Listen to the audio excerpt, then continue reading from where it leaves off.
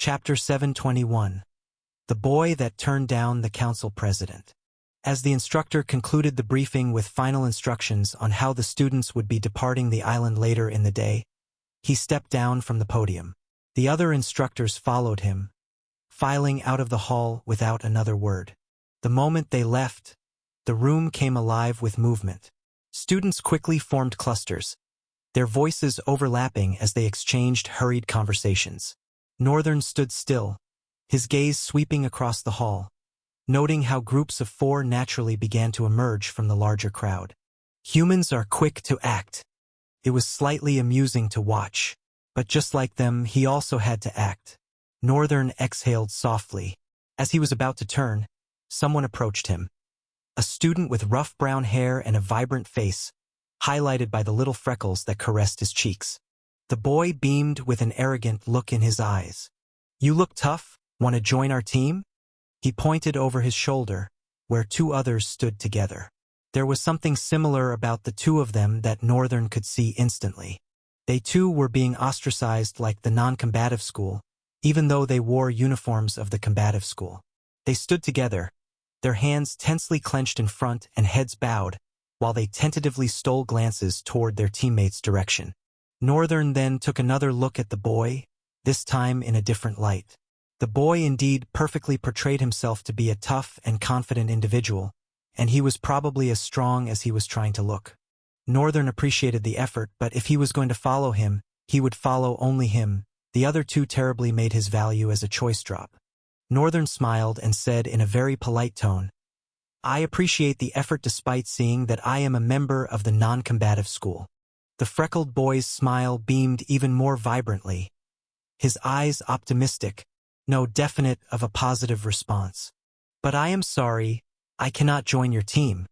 The boy's eyes narrowed slightly as if trying to process what he'd just heard. His confident demeanor faltered for the first time, replaced by a flicker of confusion. "What? You're turning me down?"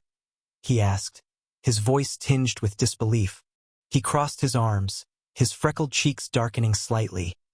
Whether from embarrassment or irritation, Northern couldn't tell. "Do you even realize what you're saying? I mean, you're from the non-combative school. This isn't exactly an everyday offer." He paused, clearly expecting Northern to reconsider. However, Northern just stared at him blankly. The boy scoffed lightly, his earlier grin twisting into something sharper. "Look, I was just trying to help you out. Not many people are willing to team up with, well, your kind. You should have jumped at this chance." The boy took a step back, shaking his head like Northern had made the worst decision of his life. "Fine, suit yourself. But don't come running to me when you realize what a mistake you've made." Northern sighed and turned the other way. Astor threw his hand in the air, waving as their eyes met. In that instant, he approached Northern with the other two Starchasers who had been going through a crucible of redefinition for a couple of nights. The boys' expressions were normal, in fact joyous. No one would have any idea how much they had been broken, how much dread and despair they masked in their faces. They really are obedient to the letter. This was because Northern had strictly informed them on the last night to show up looking their best. He had not expected such an impressive result, but he was amazed by it. It proved to him that the idea of breaking people really worked well. Loyalty that is freely given by someone is dangerous as it can be taken away. I can be betrayed by anyone. It's best not to create a chance of it happening. Northern smiled, satisfied with his choice. Astor finally reached his front and flashed a little smile. The tension from earlier that morning had disappeared. After hearing the details of the contest, he suddenly felt very confident that he was with Northern. "Several people have been approaching me, telling me to join their team. Someone from the student union even asked me. Man, I was almost tempted, but no cohort will be able to beat ours. I am confident of it. If I join somewhere else, I will just be losing." Astor's eyes glowed with a confident and assertive light. Then the glow dimmed as his expression contorted into a scowl. "But the most annoying thing is those bastards talk as if they are doing me a favor. The ideology that goes around their heads. They think they own this school. I will shatter it this week and write a new history in the academy." Aster's slant eyes brightened. He smiled heartily. Don't worry. I will make sure we are not a hindrance to you. Northern looked at him coldly. Then his gaze drifted to the other two. They shivered slightly. Of course, you wouldn't even dare. The four of them, along with other students who had formed parties, began to leave the hall. As Northern approached the entrance, someone touched him slightly from behind. He turned back to see who it was and was slightly surprised. You? Ups. The familiar girl looked at Northern with a lively expression climbing her face. Then she added, Would you like to join my cohort? The faces of the three students behind the lady broke apart and paled. But Your Highness, we are already complete? The girl with large eyes, whom Northern had seen before, protested on behalf of everyone. But the council president did not seem to care. She tilted her head slightly, waiting for Northern's response. The thing was, the moment the student council approached a student of the non-combative school, everyone was already staring and muttering. Huh? Who is he? Damn, he is so lucky. The council president is ever so benevolent. The council president is an amazing person, really. But dang, I wish I was him. Northern heard some of the mutterings. Some were too low to be heard. He sighed after his short pause and looked at the president with a straight face. I'm sorry, President. I already have a team. What? The girl with the large eyes was the one who responded with intense shock. Her shock began to ripple across the crowd. Why would anyone in their right minds refuse the president's offer? He's a fool, that's for sure. Forget losing. This dude is arrogant. He's gonna die in the rift. And on the students kept muttering, slowly dismissing themselves. Everyone on the president's team was equally as shocked as the large-eyed girl. Of course, they did not look forward to getting replaced, but none of them could understand it either. The boy with auburn hair and heterochromatic eyes stepped forward, a corner of his lips twitching. Boy, maybe you don't understand. Alita is the strongest drifter in this school. She is the student council president. Northern stared at them indifferently and gave the same response. I understand that, but I am fine on my own. He turned and walked away with his cohort. It was very difficult for the vice president to erase the shock on his face. Are students of the non-combative school usually this stupid? Chapter 722. The Departure. An array of identical airships floated close to the academy walls, each one slowly drifting towards the center, lowering itself beside the foldable bridge. These airships paled in comparison to the one Northern had boarded to the academy, both the first and second time. Those were built with the capacity to take 500 passengers, while these could only take 100. 10 of them lined up in front of the academy. Students walked on the bridge and climbed aboard their assigned ships. When the seventh ship came into place, Northern and his cohort also boarded. It didn't matter whether one was joining the contest or not. Every student was mandated to leave. Of course, it wasn't compulsory, but they would be missing a lot. Northern couldn't help but think about Alina and her stubborn, rage-fueled banter with the Forge Master. A few hours before the ships arrived, he had gone to pay her a visit at her quarters. When he couldn't find her there, he made his way to the private forge, but she wasn't there either. He really hated having to go to the general forge. It had been a very long time since he last visited, but he had no choice. As Northern entered the smithy, he heard heated arguments between Alina and the head forge master. This is madness. Why won't you talk to the principal about this? The man sat in front of a furnace, staring deeply into the fire with an expression that held many cautions, secrets, and fatigue. He sighed and responded after seconds of silence. It is not my place to meddle with the affairs of the academy. They made their choice. I am an instructor here like every other person. My relationship with the principal does not give me any excuse nor privilege to interfere in matters like this. Alina lowered her head, her bangs darkening her eyes.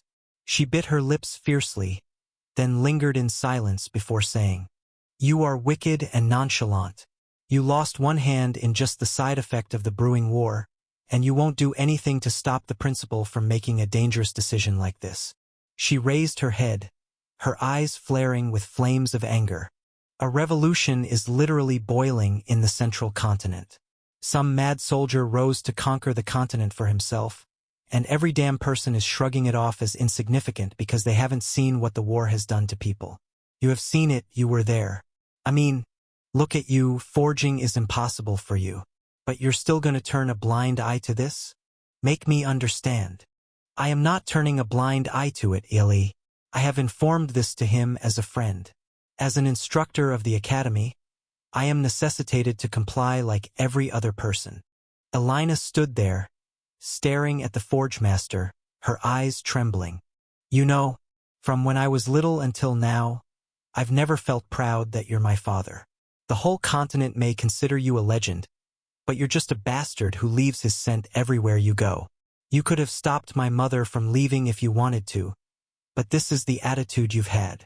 She stormed out, pausing for a beat as she reached Northern. A small frown folded her features as she said to him, "If you know what's good for you, do not go off this island." Then she bounced out of the forge on her crutches.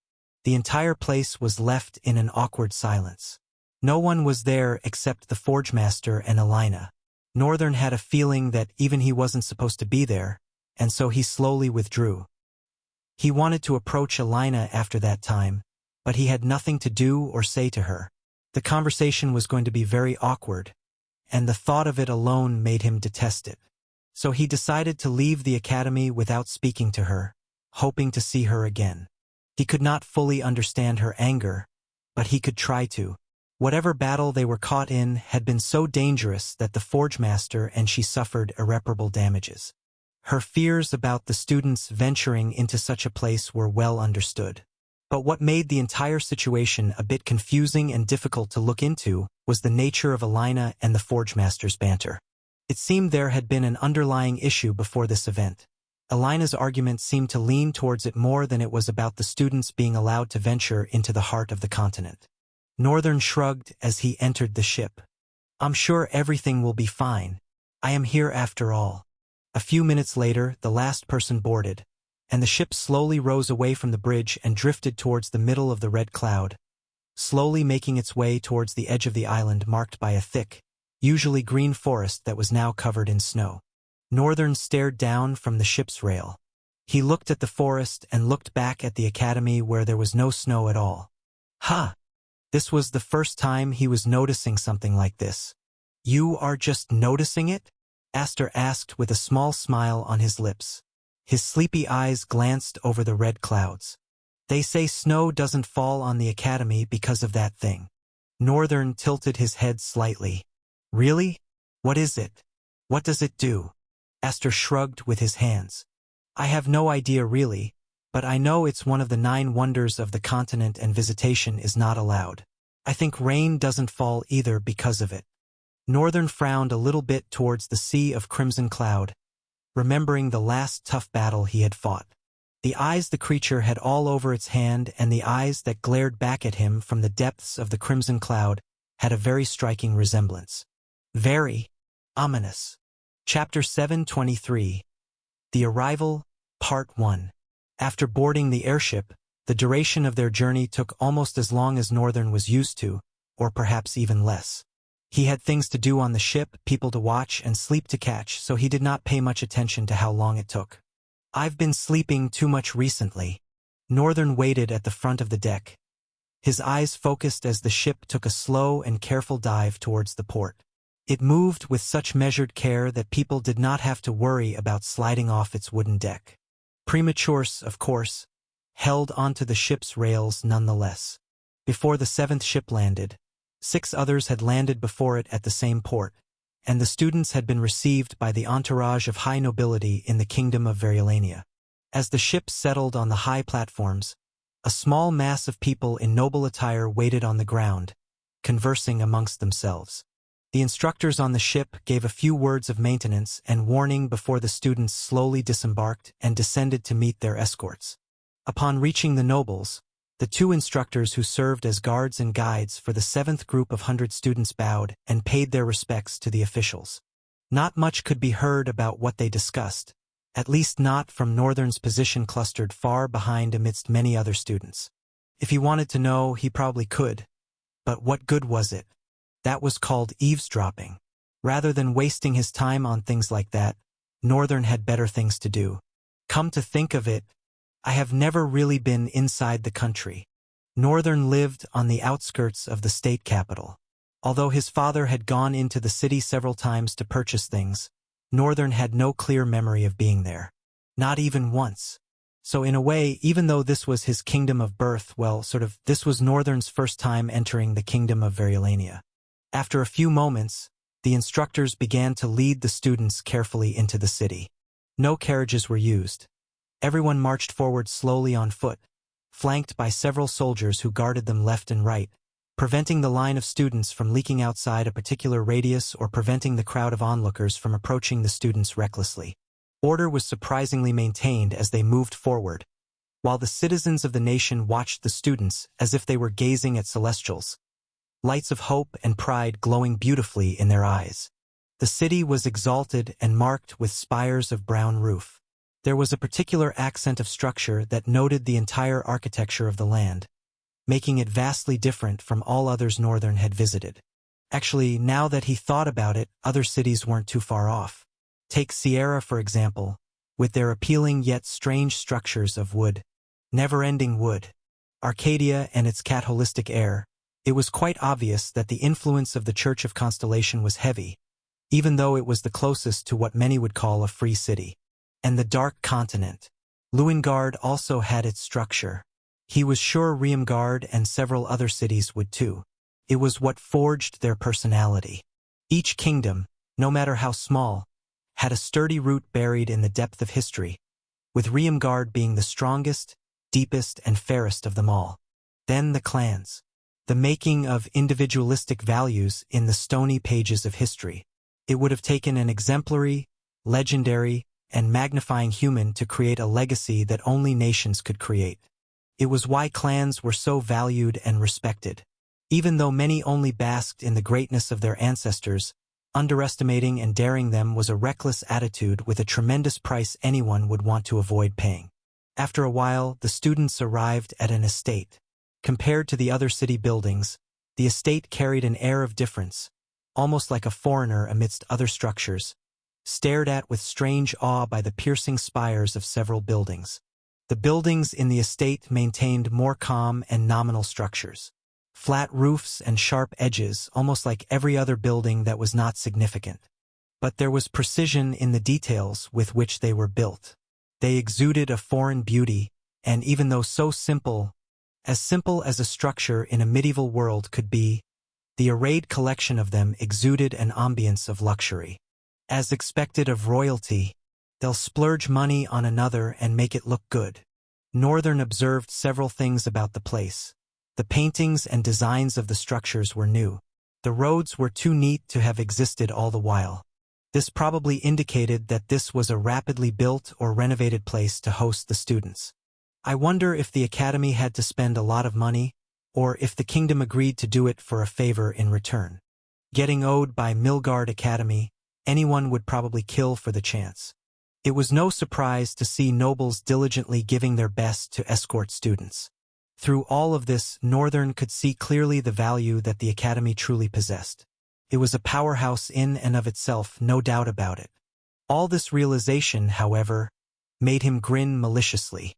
All the more interesting it will be when I stand on top of it and crush it before his very eyes. Northern had never expected world domination. He wasn't interested in vainglory and certainly not in being praised by humans driven by fickle and insignificant emotions. What he wanted only was Ruffsburg. Oh, to rise to the top of his treasured land and crumble it to pieces right before his eyes. This was the only gesture of welcome gift Northern could think of for the man who had uprooted him from his family and sent him to a land of dread to suffer. The bastard had even specially sent him into a rift. Ruffsburg was out for his throat.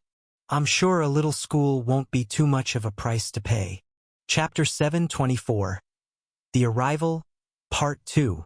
Every student was assigned to a room, each building in the estate like a mansion of its own, equipped with 50 opulent chambers. While many students were lodged in the estate's innermost buildings, the later arrivals were placed in two central edifices that mirrored one another, one to the right and the other to the left of the estate's core. Between these twin structures stood an awe-inspiring monument, a colossal slab of metal that stretched skyward, its surface glinting faintly in the sunlight. The structure resembled the blade of a titanic sword, as though it had been thrust out of the earth by a hand of unimaginable power. The hilt and crossguard were hidden beneath the ground, their presence hinted at by the subtle contours etched into the surrounding stone. The air around the monument was heavy with an unspoken reverence, as though it held secrets of an ancient age, a legacy both somber and unyielding. It was a silent sentinel, a reminder of something long past, yet deeply significant to the present. Students passing by couldn't help but slow their steps, their gazes drawn to the towering relic. Whispers rippled through the crowd, some in awe, others speculative, as if they could unravel the mysteries buried beneath the ground. Northern found himself staring as well. The visual of the sword was regal before his eyes, reflecting the dawning light of the Daystar with a brilliant radiance. There was something magnetic about its presence, an ancient strength that seemed to radiate from the rusted surface. You know, they say this monument actually qualified to become one of the wonders of the world. Astor's voice rang in his ears, pulling him out of his thoughts. He turned a little as the chatterbox stood next to him, arms crossed and grinning as he stared at the monument with unbridled enthusiasm. Many claim that a giant died standing after winning a Pyrrhic victory. His body never fell no matter how much people tried to pull it down.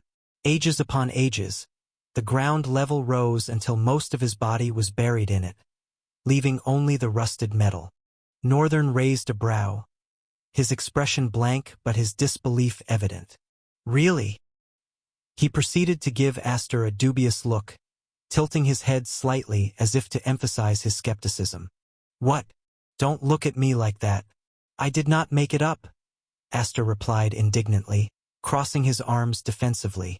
Northern rolled his eyes away, a faint smirk tugging at the corner of his lips as he shifted his gaze back to the towering slab of metal.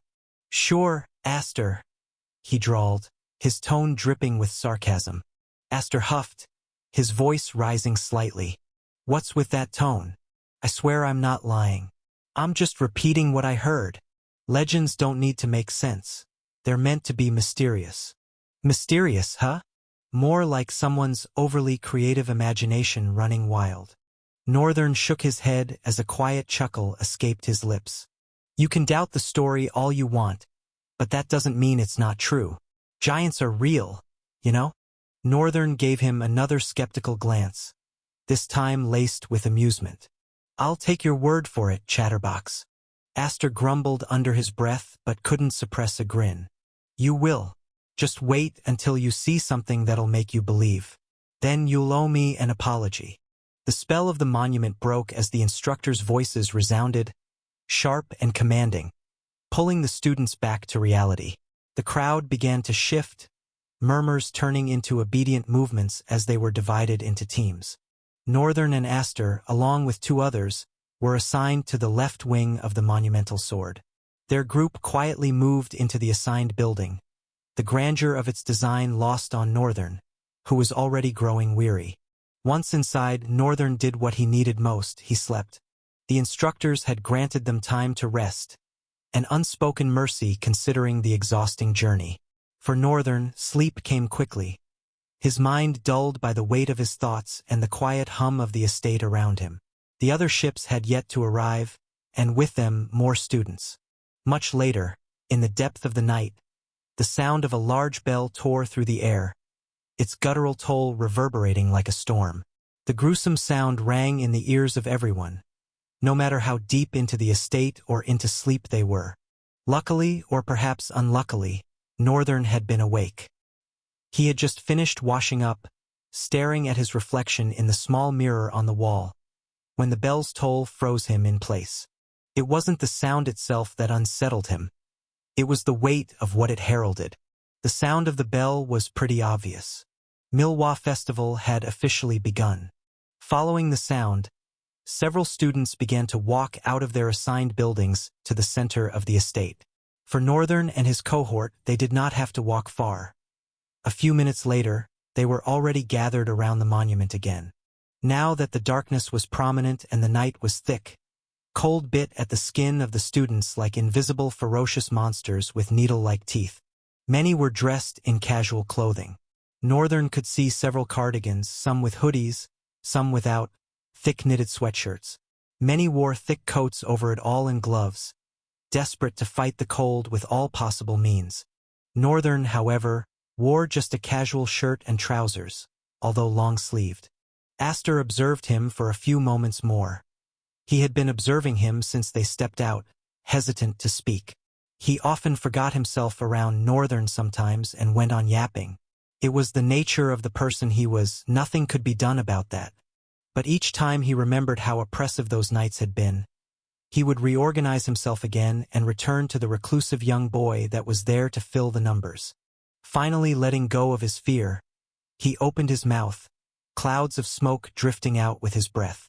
"Is it that you do not feel any cold or do not have any cardigan?" Northern glanced at him, shrugging his shoulders with an indifferent look in his eyes. "Both. I see." Aster looked down somberly. The voice of the instructors once again permeated the crowd of 1,000 students with frightening loudness. There's no way they could have done it naturally. A voice amplification item had to have been used for their voice to be delivered at such high intensity. Was Northern's thought of so? The briefing was simple. Out of 1,000 students, only about 800 were participating in the festival contest, which meant they had about 200 teams. Each team was meant to challenge one rift each. The tier of rift they each would be challenging was V. This was to make everything equal and fair amongst students. Teams were expected to be a balanced ratio of soul ranks and talent class. Of course, the instructors could not control that enough. Many students would go on to form cohorts with people who were strong or who they liked. That was why they needed to sign a legal agreement anyway. The rules for the contest were mandatory. Not following them was a cost only the students would pay for. All 200 teams made their way to the warp portal, and each was sent to different locations where they would be challenging their rifts. Luckily for Northern, a high-grade warp portal was used to send him and his cohort, so he did not have any alert or suspicion-deriving problems and got to his location in peace. Several officials had made tent in front of the rifts. Immediately after they arrived, they signed a couple of papers, after which they ventured into the rifts. Northern had missed the smell of rifts. Chapter 725.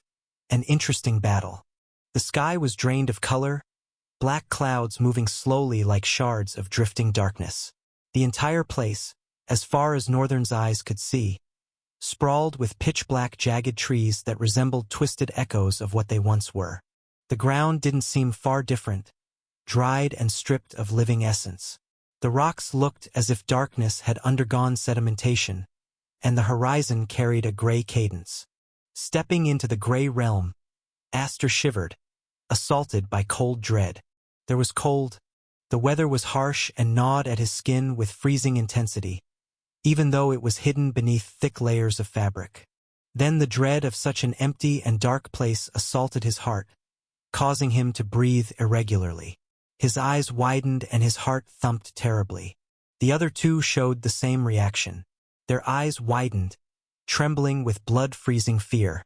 Northern gave them a strange look for a second and sighed. "You three just stay here, and don't go anywhere. I will be back before you start to miss my presence." Northern stared at them one more time, observing them with a chagrined look in his eyes. After that, what they saw made their eyes widen even more. Northern's form shimmered suddenly from their vantage point, a red light pooling around his frame. Then the light suddenly dispersed, creating a powerful gust of wind that almost blew them away. Then he flew.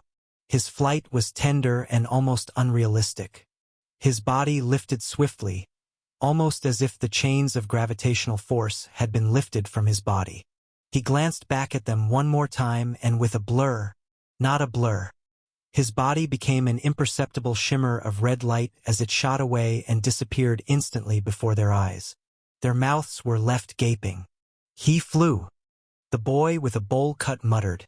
His small eyes expanded, almost falling out of their sockets.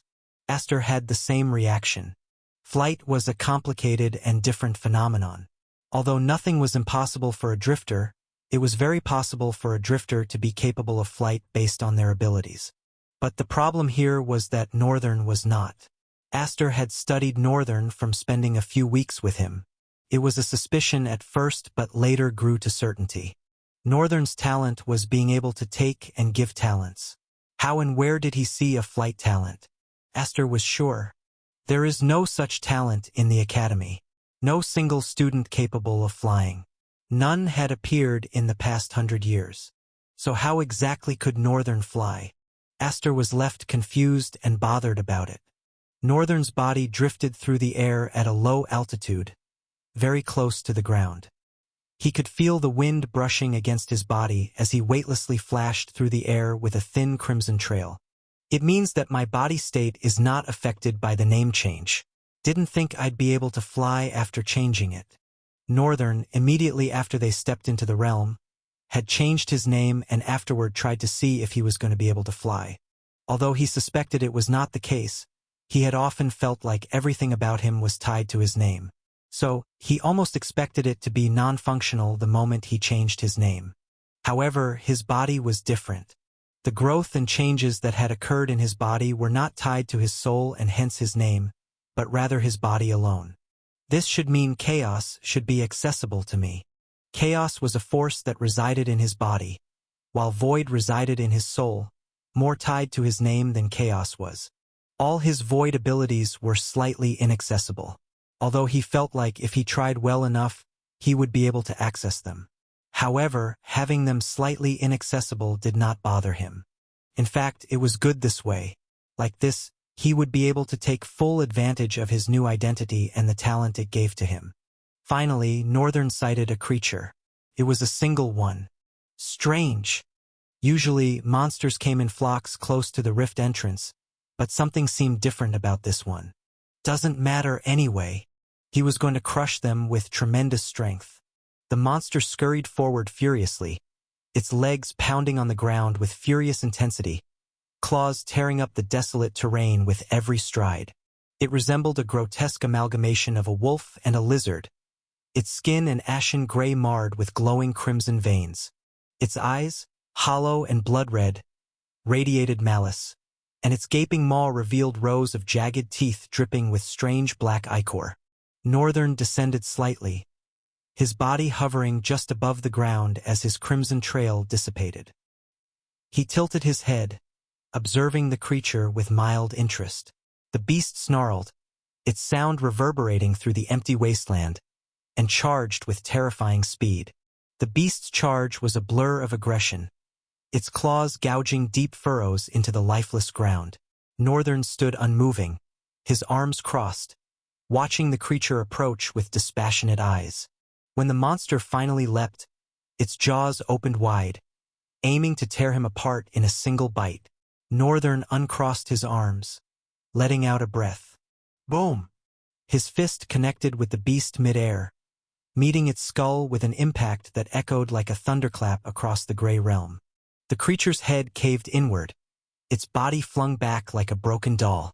It crashed into the ground, sliding for several meters before finally coming to a halt, lifeless and crumpled. Northern straightened, his hands still extended from the punch. He flexed his fingers, the crimson aura around him pulsing faintly. Wow! His eyes were slightly widened, looking at his fist. But the moment of silence was short-lived. A distant rumbling rose from the horizon, the sound growing louder with every passing second. Northern narrowed his eyes and turned his gaze toward the source. The jagged trees on the horizon began to shake as a horde of monsters emerged, their numbers stretching far beyond what the eye could see. They came in all shapes and sizes, some resembling massive wolves, others towering like giants, their twisted forms a grotesque reflection of primal fury. Northern grinned. What the hell? Was that a scout? He released a pale smile and cracked his knuckles. The more the merrier, all right? The ground beneath his feet cracked as he took a single step forward. The monsters charged, their roars filling the air. A tidal wave of claws, fangs, and glowing red eyes rushing toward him. Northern moved. He shot forward like a cannonball, his fist colliding with the first monster in his path. The beast's body exploded into fragments, its limbs and ichor scattering like debris. Without pausing, Northern swung his leg, his kick striking another creature with such force that it was hurled backward into the horde, bowling over a dozen of its kin. A massive, lizard-like beast lunged at him from the side, its gaping maw snapping shut inches from his shoulder. Northern grabbed its jaw with one hand, his grip unyielding, and slammed it into the ground with a sickening crunch. The creature writhed, but he stomped down, shattering its skull into the dirt. The horde pressed closer, undeterred by the carnage. Northern pivoted, his movements fluid yet devastating. His fists were hammers, his kicks wrecking balls, each strike sending shockwaves that ripped through the monstrous tide. One particularly large creature, its body armored with jagged black plates, barreled toward him. Northern leapt into the air, his body arcing high above the beast. With both hands clenched together, he descended like a meteor, his combined fists slamming into the monster's back. The creature's armor shattered under the force, its body crumpling into the ground. The impact sent tremors rippling outward, toppling smaller monsters nearby. Northern stood atop the broken creature, his crimson aura flaring brighter. He stared down at the endless line of monsters with a predatory light burning in his eyes. Then he grinned. The monsters seemed to respond, their movements becoming more coordinated, their attacks more deliberate. Northern relished the challenge. One giant beast, towering over the rest, charged at him, its 4 legs pounding the ground with earth-shaking force. Northern didn't wait. He crouched, his muscles coiling like springs, and launched himself forward. The two collided mid-charge. Northern's shoulder drove into the beast's chest, shattering bone and flesh alike. The creature let out a choked roar, its massive body collapsing to the ground as Northern landed gracefully beside it. Another beast lunged from behind, its claws aimed for his back. Without turning, Northern spun on his heel, his fist swinging in a wide arc. The punch connected with the monster's side, folding its body in half before it was sent hurtling into the distance. The battlefield was chaos incarnate.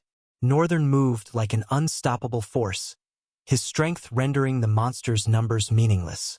Each swing of his arm, each step he took, left destruction in his wake. At one point, 3 beasts rushed him simultaneously, their combined weight threatening to overwhelm him. Northern grabbed the closest one by the neck, using its body as a shield to block the others. With a roar, he swung the creature like a club, smashing it into the others and sending all 3 crashing to the ground. Black ichor coated the battlefield, the ground littered with the broken remains of monsters. Northern stood in the center of it all, his chest rising and falling steadily, his crimson aura still glowing faintly. But the horde wasn't finished. From the shadows of the jagged trees, more monsters emerged, their forms even larger and more grotesque than the ones before. Northern wiped a smear of ichor from his face, his grin widening. This battle is very sweet. Chapter 726. The Havoc Wrecker. The battlefield was a macabre cacophony, corpses of monsters littering the stream of dark blood in a twisted manner. And more were being added. The sound of fist connecting to flesh and wrecking bones tore through the winds and clouds like arms of thunder, each strike growing more ferocious than the last. Northern showed no mercy and drove through the line of monsters with a menacing grin on his face. He enjoyed how easy it was to kill them with his bare hands. Sometimes all he had to do was grab one by the head and tear it off its neck. Other times, he would just launch a devastating kick and a couple of monsters would fly into the air. He didn't even have to use any other ability of his talent except the tremendous strength it added to his body. That, alongside his already modified body, was flawless in almost every area. His movements were swift, combining sharp, short flight bursts with wicked blows. The line of morbid creatures had, in no time, been reduced to an eerie array of lifeless monsters, a gruesome scene that added a touch of eerie beauty to the nature of the Grey Realm. And yet, Northern continued to divide through their ranks, fast and powerful. Soon, very few of them were left, and those few began to fall back. In no time, they were running back to where they had come from. Northern summoned 5 clones and commanded them to start picking the cores before he went in pursuit of those monsters. Northern's body glided through the air like a crimson comet, his eyes locked onto the fleeing monsters below. Their movements were frantic, chaotic, as they scrambled to escape the unrelenting predator above them. The scene below was a stark contrast to the cold and calculated fury Northern embodied. He dove from the sky, his descent swift and precise. The force of his landing sent a shockwave rippling through the earth, throwing the closest monsters off balance. Before they could recover, Northern surged forward, his fists tearing through their ranks with brutal efficiency. A monster resembling a malformed gorilla with twisted large hands turned and roared, its massive arms swinging toward Northern. He ducked beneath the blow, his movements fluid and effortless. As the creature's momentum carried it past him, Northern planted his feet and drove his fist into its back. The sound of shattering bone echoed across the desolate landscape. The beast crumpled to the ground, lifeless. Another monster lunged at him from the side, its claws aiming for his throat. Northern caught its arm mid-swing, his grip like a vice. With a single motion, he swung the creature overhead and slammed it into the ground with enough force to crack the earth. "You should have stayed hidden," Northern said, his tone devoid of sympathy. The remaining monsters hesitated, their primal instincts clashing with the unnatural force compelling them to attack. Northern could see the fear in their glowing eyes, the flicker of doubt that came too late. He didn't wait for them to act. With a burst of speed, he closed the distance, his fists moving like sledgehammers. One by one, the monsters fell, their bodies joining the growing pile of carnage that littered the battlefield. The last of the creatures tried to retreat, but Northern launched himself forward, his flight swift and precise. His hand reached out, grabbing the final beast by its tail. It thrashed and howled, but his grip was unyielding. With a roar, Northern swung the creature in a wide arc, its body smashing into the ground and scattering debris in every direction.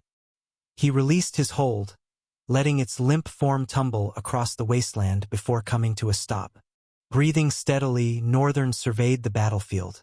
The monsters were gone, their corpses strewn across the gray realm in a grotesque tableau of destruction. He glanced back at his clones, who were diligently collecting the glowing cores from the fallen beasts.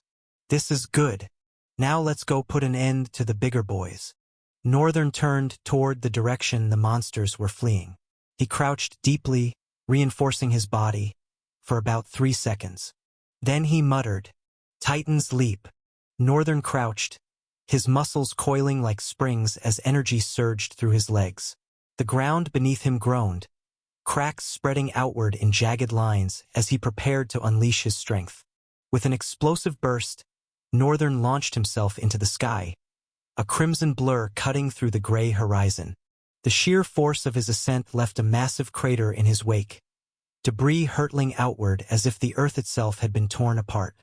From his vantage point in the air, Northern's eyes locked onto what he initially thought was a vast, blackened hill rising ominously in the distance. Its surface appeared uneven, almost liquid in nature, as if the land itself was melting under the oppressive atmosphere of the gray realm.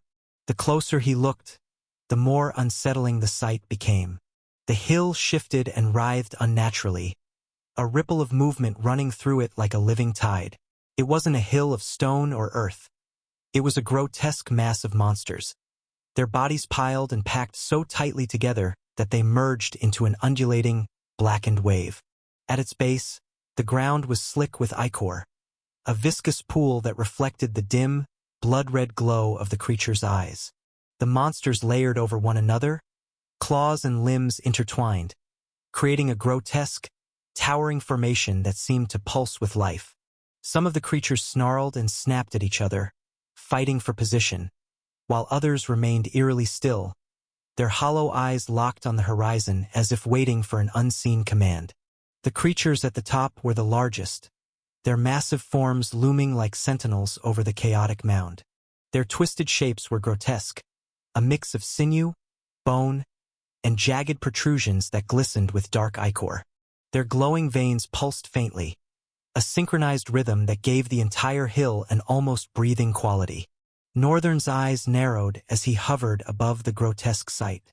The hill stretched far across the landscape, its base disappearing into the shadows of jagged, skeletal trees that bordered the desolate plain. It loomed over the battlefield, a testament to the sheer number of monsters that had converged here. What in the void? This wasn't just a gathering. The creatures had piled themselves together deliberately, as if they were a single entity, a collective force waiting to unleash its wrath. Chapter 7:27. The Hill. The stench of decay wafted upward, even reaching Northern at his altitude. It was a foul mixture of rot, blood, and something acrid, something ugly. The air around the hill shimmered faintly, as if warped by the sheer density of the energy emanating from the creatures. Northern focused on the hill. It was like a river of malevolence, each creature connected to the others in a grotesque web. Disgusting! His voice was cold and resolute. As he descended toward the writhing mass, the hill seemed to notice him. The creatures at the top turned their glowing eyes upward, snarling in unison. Slowly, the entire mound began to shift. Limbs untangled, massive forms rose, and the hill began to collapse as the monsters descended to face him. The liquid-like hill was alive, and it was coming for him. Good. Saves me the trouble of climbing.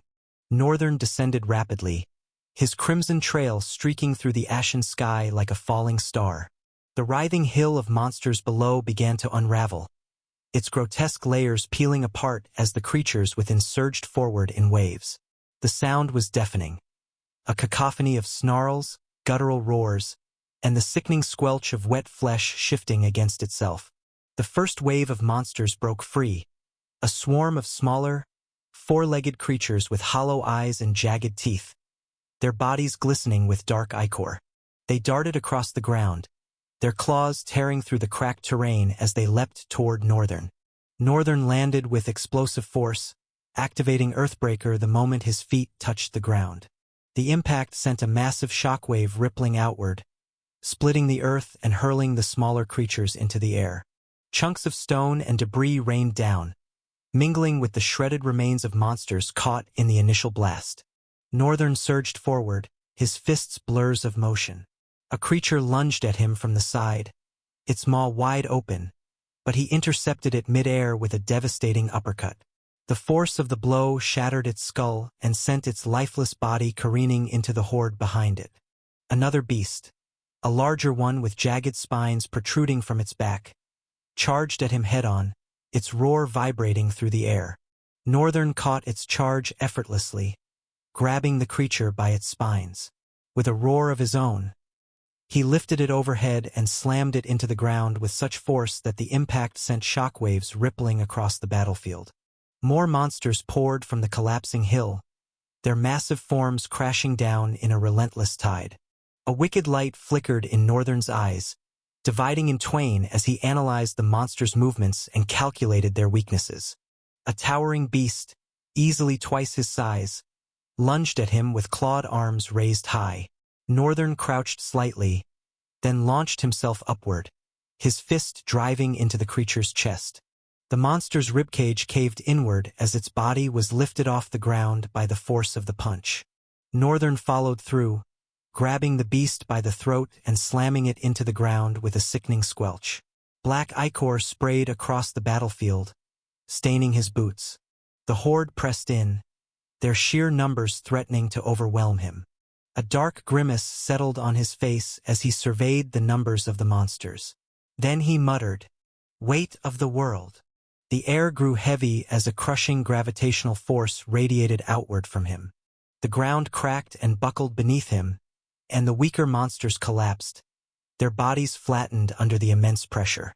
Those that managed to stay upright trembled, their movements sluggish as they struggled against the oppressive force.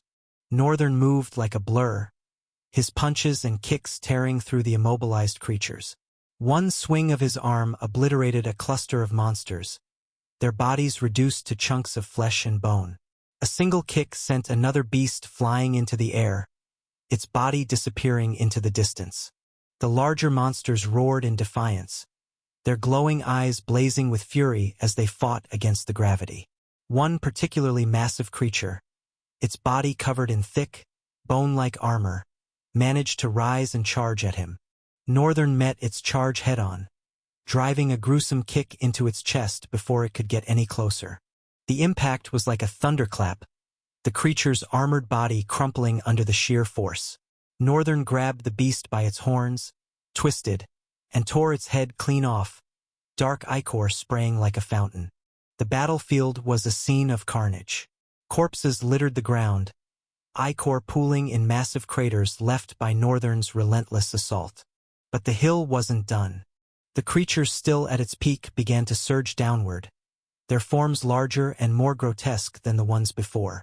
One beast, its body a writhing mass of tentacles and limbs, let out a piercing shriek as it charged toward him. Northern braced himself, his eyes narrowing. The tentacled beast lashed out, its limbs snapping toward him like whips. Northern sidestepped the attack, his movements swift and precise. He grabbed one of the tentacles mid-swing, his grip tightening until the appendage snapped. The creature shrieked in pain, but Northern didn't stop. He yanked the tentacle forward, dragging the beast closer.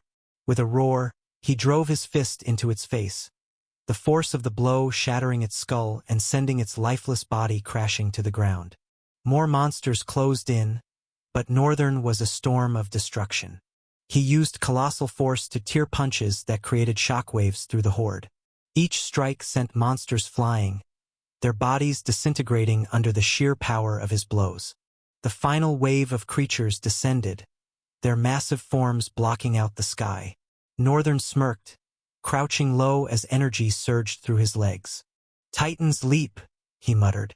He launched himself into the air, his body hurtling toward the largest cluster of monsters like a missile.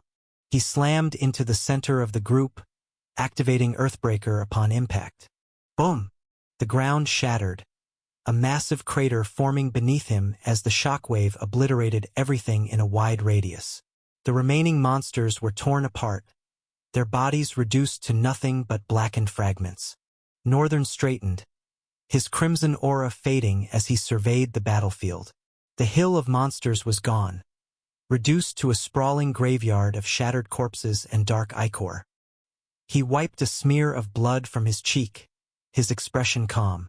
In the distance, the monolithic structure loomed, its ominous energy pulsing faintly. Northern locked his gaze onto it and leaped. Chapter 728. Magnifying Strength.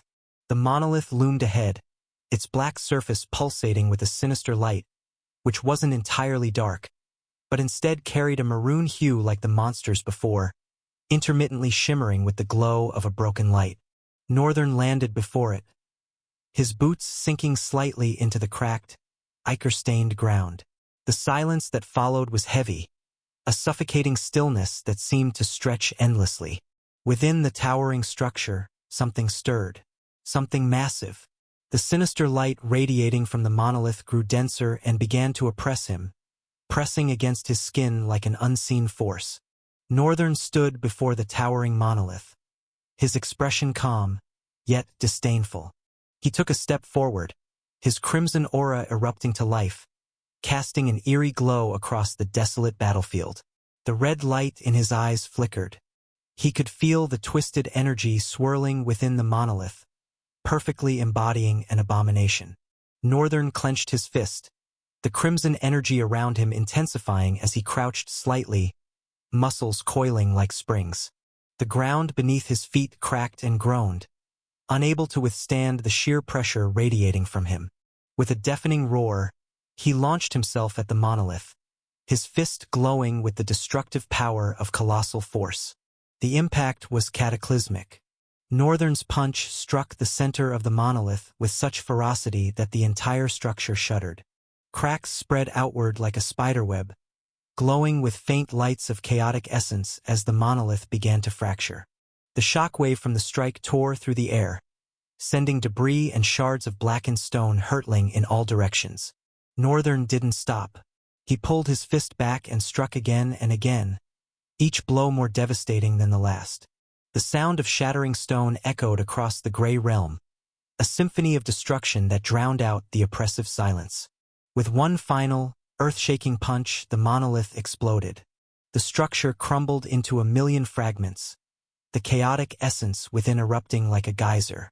A blinding light shot upward, tearing through the sky as the ground beneath the monolith collapsed into a massive crater.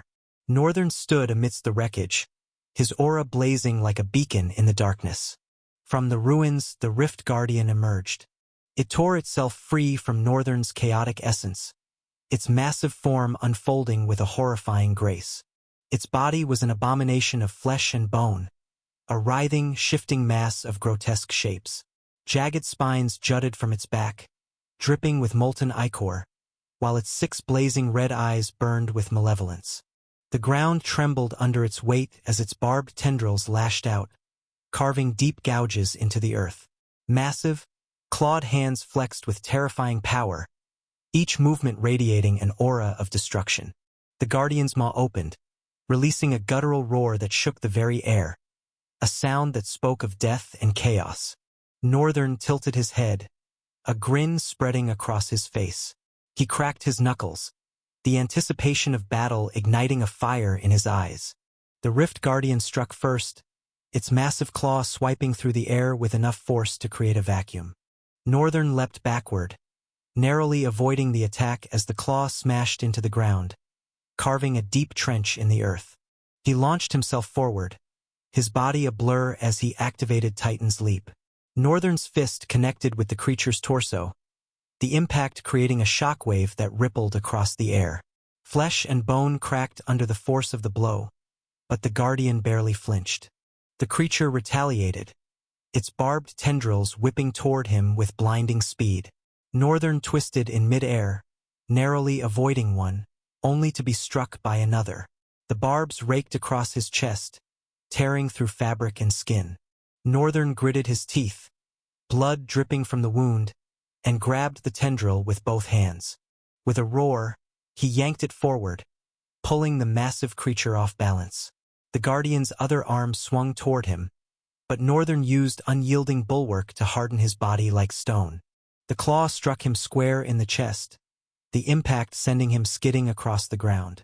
Dust and debris filled the air, but Northern rose to his feet, his body unscathed. "That all you've got?" he taunted, blood staining his lips as his grin widened. The Rift Guardian roared in fury, its tendrils slamming into the ground, creating shockwaves that shattered the terrain. Northern slammed his fists into the ground in response. The resulting quake destabilized the creature, its massive body swaying as cracks spiderwebbed beneath it. Seizing the opportunity, he shot forward with a burst of speed, his fist glowing with the crimson light of colossal force. He drove his punch into the creature's knee, the force shattering the joint with a sickening crunch. The Guardian let out a deafening roar of pain, its massive body collapsing to one side. Northern didn't let up. He leapt onto its back, his fists raining down with devastating power. Each blow cracked bone and ruptured flesh, ichor spraying in all directions. The creature's tendrils lashed at him, but Northern tore them apart with his bare hands, using their own weight against them. He grabbed one tendril, swung it like a whip, and smashed it into the Guardian's face, breaking one of its glowing red eyes. The Guardian thrashed, its roars shaking the heavens, but Northern was relentless and stubborn. As he muttered, "Weight of the world," his oppressive aura bore down on the creature. The ground beneath them buckled, and the Guardian's movements slowed, its massive body trembling under the crushing force. With another roar, Northern leapt high into the air, his body glowing with crimson energy. Using Titan's Leap, he began a meteoric descent. His fist struck the Guardian's skull, the force of the impact splitting it open. Bone and ichor exploded outward, painting the battlefield in gore. The creature convulsed, its massive body collapsing in on itself as the life drained from it. Northern stood atop the ruined corpse, his chest heaving. The gray realm was silent once more, the oppressive energy dissipating as the Rift Guardian's death echoed through the air. He wiped a smear of blood from his face, his crimson aura fading. That was a little bit difficult, he muttered, stepping off the corpse with an interesting light in his eyes. Behind him, his clones appeared, their arms laden with glowing cores. They moved efficiently, collecting the Guardian's massive core from its shattered body. Then the entire rift shuddered. Chapter 729. The unluckiest of them all. At the entrance of the rift, the three of them stood. The rift gate itself had long disappeared since they stepped through it. Assaulted by the cold, emotionless wind of the strange realm, they shivered intermittently, their eyes lingering on the horizon that sprawled far before them. If they wanted to, they couldn't even dare. Going forward was out of the question. With the intermittent ground-breaking tremors and sky-ripping sounds that tore their way to them, no, they didn't even consider it. Besides, Northern had instructed them not to. That instruction alone overwhelmed every other feeling and thought that they had. Aster stared into the distance. Compared to the other two cowering figures, he stood with a little bit of composed confidence, glaring at the ominous line of the horizon where the auspicious sounds rang from. Damn, I want to go. He clenched his fist. He was itching for it so badly, itching to see Northern in action, to witness with his own mortal eyes what might the strange and mysterious drifter embodied. But he also knew what was waiting for him should he disobey. So far, he could not tell what would even happen. A frown settled upon his face as he thought about it. Then he clicked his tongue in dissatisfaction and turned his face away from the horizon for once. Just as he did, the rift shuddered. The sky suddenly looked as if armies riding chariots of light had found their way to the corrupted sky, purging it from within. The landscape shook as if a mountain-sized abomination was about to tear out of the ground. But that was all about it. Then behind them, the portal that had disappeared began to shimmer back to life, sparking with threads of lightning. Eventually, a swirling mass like a whirlwind in a blue ocean emanated from the air and widened, once again recreating their way outside. Aster stared with widened eyes, his eyeballs shaking. What? He is done? No, he can't be done. It had not even been an hour. No, 30 minutes. Since Northern ventured deeper into the rift, and yet the rift gate had reappeared. The reappearance of the gate, of course, meant that the Rift Guardian had been defeated and the core had been destroyed. Northern had prevailed, and that too, alone. I have never heard of this in my entire life. A drifter, not even in the times of legend and heroes, when strong drifters existed. No one had single-handedly cleared a rift, not even a Tier I, not to talk of Tier V. Aster was horribly gripped by the shock of realization. His entire body trembled. His eyes just kept shaking. It was almost as if his body's reaction to the situation was too much. Or was there something else to it? The other two, slightly surprised but compared to Aster, they were like clueless children, only happy that their way out of the rift had come back. They would not be eaten by monsters. Without warning, Northern landed before the three of them, analyzing them with a cold stare in his eyes. Then he extended the bag in his hand forward to the two. Take. Those are the spoils. Aster frowned. You even picked the cores? How did you get enough time to do all of that in about 25 minutes? Northern's gaze lingered on the chatterbox for a couple of seconds, bland and unreadable. Then he made a dumb expression and shrugged. It was that long? Damn. He walked into the rift and disappeared into the swirling whirlpool of essence. Aster looked at the two of them who were joyously holding the bag of cores. They stared at him too, blank, and shrugged before walking into the rift. Aster stayed for a few seconds, his sense of self forgotten, biting his fingers. The gate crackled, signaling its will to enter eternal slumber in the bosom of a certain person's soul. The crackle helped bring Aster to reality again. Then he stepped out of the rift. By the time he stepped out, the disaster had already begun. What? Not only did you come outside in just 27 minutes after entering the rift, you were also able to kill all the monsters, including the Guardian. How's that possible? The Rift official in charge shouted with lost composure. The bag of cores was on the ground, opened. All the other officials could see it and were exchanging shocked glances with each other. The instructor, directly from the academy, was just arriving at the scene, walking forward with a tensed look as he could see the commotion in front. Reaching there, he asked, "What is going on here?" The Rift official looked at him sternly as he explained, every word dripping with palpable respect. These students finished the Rift in 27 minutes. They also managed to kill off the Rift Guardian and had enough time to pick all the cores.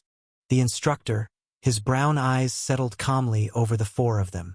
He shifted his gaze to the table and took Northern and his cohort's profile papers.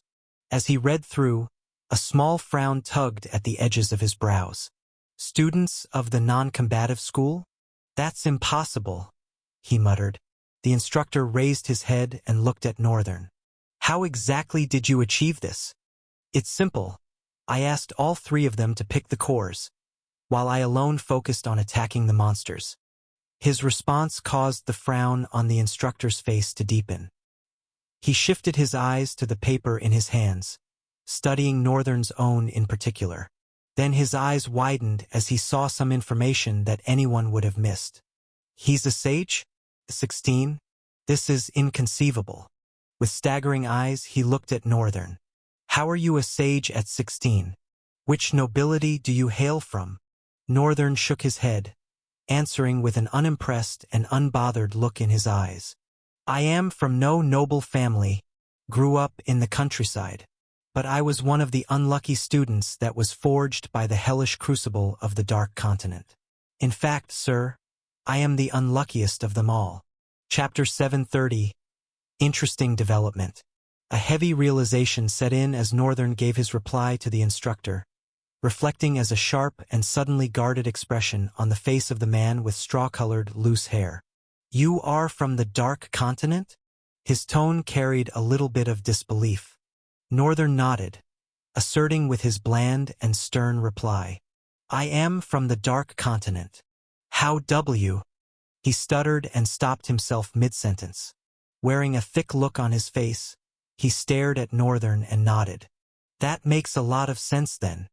He paused, catching his breath very briefly before he added, his eyes drifting over the rest of the cohort. Congratulations. You are the first cohort to clear the rift and more so, the first to come out. There will be a special reward waiting for you by the end of today. You can proceed to the warp portal and go to your hostelries to rest. Tonight there will be a carnival to celebrate Milwa's 300 years' death. Northern responded, Thank you, sir. He bowed his head slightly along with the rest of them, and they departed afterwards. Minutes later, back at the mansion with Northern back on his bed. He stared at the wound he had incurred during his fight with the Guardian. Thanks to his chaotic regeneration, his wound had closed up completely, although it left an ugly scar across his chest. But Northern was positive the scar would disappear much later. Changing his name had also removed him from the saving and defensive grace of the void force of Limitless Void. It was very sad, but it was also a gladdening thing. He was not insane or anything like that, but being wounded during battle due to his own carelessness was very enjoyable. All the time, Void Force was there to save his cocky ass, or his wrecked decisions. It was unfair, life was unfair, but he wanted to have things a little bit more raw. Or maybe he was being overly reckless because he had been sheltered by it for too long and had now misplaced the simple understanding of the importance of ultimate defense. But at the very least, he was not spewing something he wouldn't be able to back up by skill or show for it with his actions. If death came by such recklessness, he would accept it with open heart. Let's not think about death. I did not die before it became a thing. I have survived the kingdom of red mines with nothing in my arsenal. I'm sure I can do much better with this much. That said, Northern did not know any possible way of removing the field of force. The only thing he could do for now was manipulate it. Totally removing it was impossible. But at the very least, when he changed his name, his self-identity changed. The Void Force did not recognize him for that moment and returned to being an imperceptible and non-active force. Although, strangely enough, he could still access the limitless void itself. because at the end of the day that was still his soul. The limitless void itself was a sentient existence, an extension of his will. The void force was just a force field that came to be because of the limitless void. It was a simple conceptual law. Northern sighed. In the long run, though, he was sure the separation that name change brought would hinder some things. He needed the Titan's immense strength, but also his main course, void and chaos, were as important. Especially if the day comes that he has to face a tyrant, or an origin, which, if by the way is avoidable, he'd do his best to do so. But should push come to shove, he'd prefer to push the damn tyrant and shove its head up its ass. Hence, the reason for all this senseless amassing of talents. Right now, they were all over the place, but Northern did not want to face a tyrant and beg and wish he had copied more. Northern took a last glance at the grayed out, unwritten before switching to it. He felt no significant change disturb his body upon changing the name. He was the same as seconds before. But the runes of unwritten had come to life, while the Titan's reckoning had entered the gray areas. Northern stretched a bit. Then a small smile appeared on his face as he looked down on the panel of runes once again. Something very amazing had happened while he was in the room with a different identity. The single undisputed advantage of the name change ability. Northern now could trick all. And if he could trick all, he probably could trick every other damn existence that was tied to his rebirth. Yeah. He was talking about Nexus. With every monster that he had slain, the system's recounting of his achievement and talent fragments gains were non-existent. Northern suspected that he was absorbing soul essence before, but the more he fought, the more it became apparent. He was not absorbing soul fragments. When he changed his name back to Unwritten, what he saw made him definite of his suspicions during the battle. Talent fragments 5,678/6,000. Before he entered the rift, he was at 1,000+ talent fragments, raked in by his summons, who are still fighting in the dungeon. He did not receive any announcement of talent fragments gain, but here they were. Which meant, it was not that the gains did not come in, just that the voice of the system had been silenced from his ears. Hopefully, that would mean that for that period of time, the voice of the system was also silenced in Nexus ears, or his activities were blinded from Nexus eyes. Although it was a vague suspicion, but it had to be one of the two. The most rewarding part, however, the part that made Northern sure that he was tricking all, was that 1, 2, 3, 4. Northern counted with his eyes, then beamed with a big smile when he was done counting. 7 items. 7. He had gained 7 whopping items from the rift. Now that was an interesting development. Chapter 731. Inspecting Items, Part 1. Northern carefully inspected the new runes that displayed along the list of his items. That particular portion of the panel had been stagnant for a while. He almost never bothered looking toward it because it saddened him to a degree. Today, right now, was the first time since leaving the Kingdom of Red Mines that he had scrutinized the area with a joyous heart. He had received a handful of items from killing close to 1,000 monsters. Although 7 was a small amount, it was better than nothing, honestly. A far cry from what he used to be. Northern looked at the first item. It was a small rectangular glass bottle containing a black ominous liquid. Looking at it alone did not make him feel good. Item. Name. Nidor's Dream. Type. Charm. Grade. Enchanted. Order. 2. Description. Nidor once had a selfish dream to dominate all of her kinsmen and women. Then that wicked, frivolous person went on to liquefy the dream and feed it to every damn one of them so they could be united in the dream. Hence, her strange ascension as the Spider Queen. Order ability. The dream, slow fade. It was a morbid and discomforting description. Whatever, that's Queen Spider's business. Northern flipped open the description panel of both order abilities. The first ability, in a way, summarized the entire description as its usage. It was a potion that could enchant someone into doing his bidding, but it had a time limit of 40 minutes after use. And the second ability was a passive one.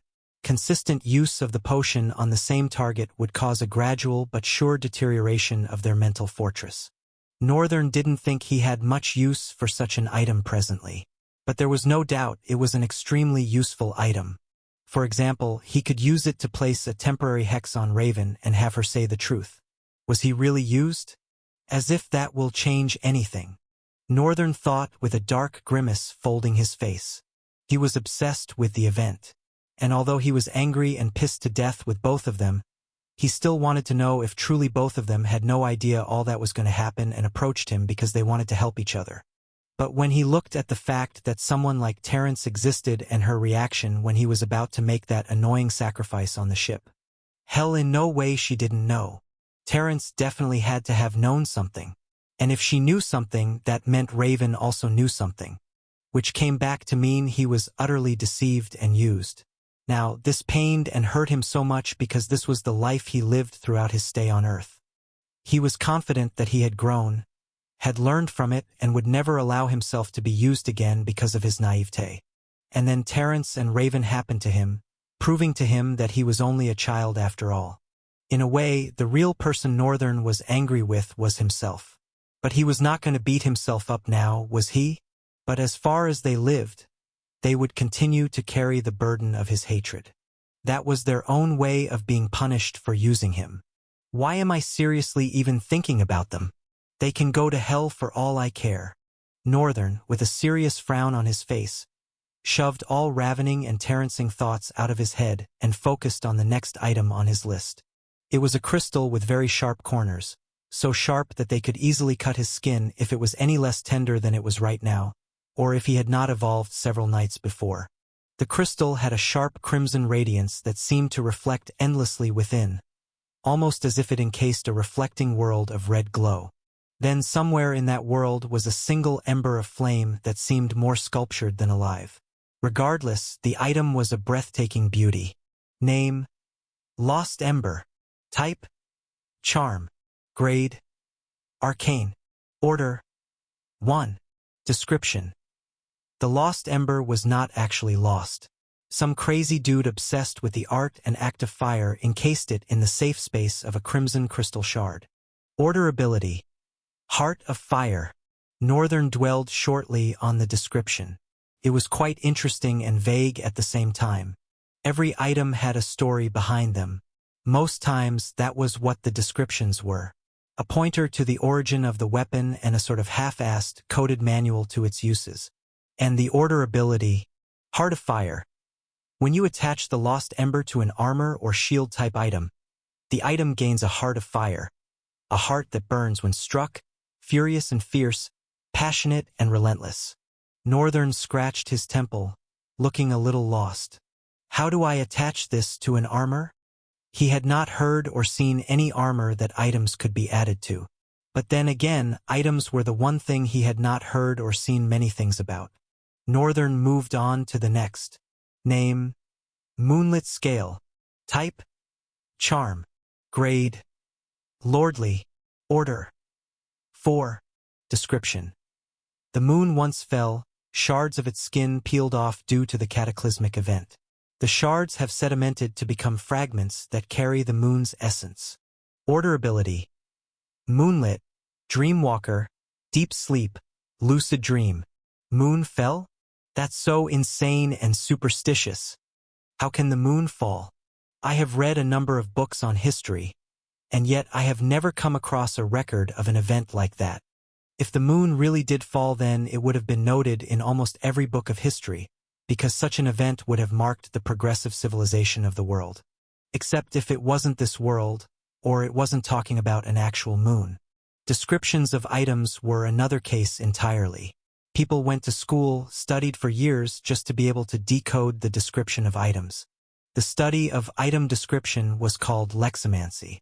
Practitioners of leximancy would delve into the layered descriptions of items, analyzing the historical, cultural, and soul-binding contexts embedded within the text. The discipline held immense value. Leximancers often worked as scholars, advisors, or even strategists, helping their clients unlock the true potential of their items. So, item description was a serious headache. It was something people went to school and specialized in. The academy even offered the course also. It was a vital part of the world's functional knowledge, akin to alchemy or engineering. He was not going to concern himself or break his head if he couldn't figure some of them out. What mattered was the potential with which he could use them. The abilities of the item spread out before his eyes. Moonlit. In the darkness, this scale automatically sheds moonlight around a 15-foot radius of you.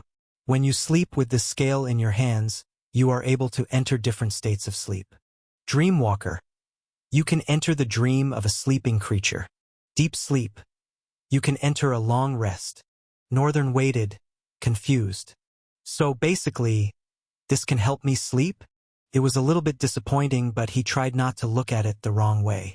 Maybe, if I am in a situation where it's difficult to sleep, it'll come in handy. But the way his sleeping habits had been these days, he suspected less likeliness of that happening. Northern averted his gaze and read through the last ability. Luckily, that one turned out to be more useful than the rest. Lucid dream. You can dream of your surroundings. When you do so, you see and hear as if you are awake and can't be surprised. Chapter 732. Inspecting Items, Part 2. Oh wow! Northern was silent for a moment, blinking as he read through the runes of the last order ability. Simply to say, I can be asleep and not be asleep. For someone usually as guarded as he was, this was a very interesting ability. And the value of this item just scaled higher before his eyes. Northern smiled. He still had to go through 4 other items, and truth was, he was feeling pretty sleepy already. Not that he planned to sleep yet. Item. Name. Fong of the Woodkeeper. Type. Weapon. Grade. Lordly. Order. 2. Description. The only remains of the Woodkeeper of the Old Coppice in the Eastern Seas. Order ability. Hell's Guard. Command of the Keeper. Hell's Guard. This dagger deals extra, killing damage to undead and humanoid-type monsters. Command of the Keeper. When this order is activated, your voice turns unnaturally ominous as you speak. Your eyes completely turn black for a few seconds, and light in a 10 m radius around you is darkened for a few seconds. Northern flexed the dagger in his hands, swinging it in short distance. It was a small and compact dagger, with a sinisterly curved and jagged blade resembling a fong dripping with malice. I'm sure it will come in handy. Northern dismissed it and focused on the next item at hand. Item. Name. Staff of Utility. Type. Utility. Grade. Arcane. Order. 5. Description. The memory of Asher the Traveler slumbers in the fibers of this wood. Order ability. Flute. Fishing hook. Pickaxe. Shovel.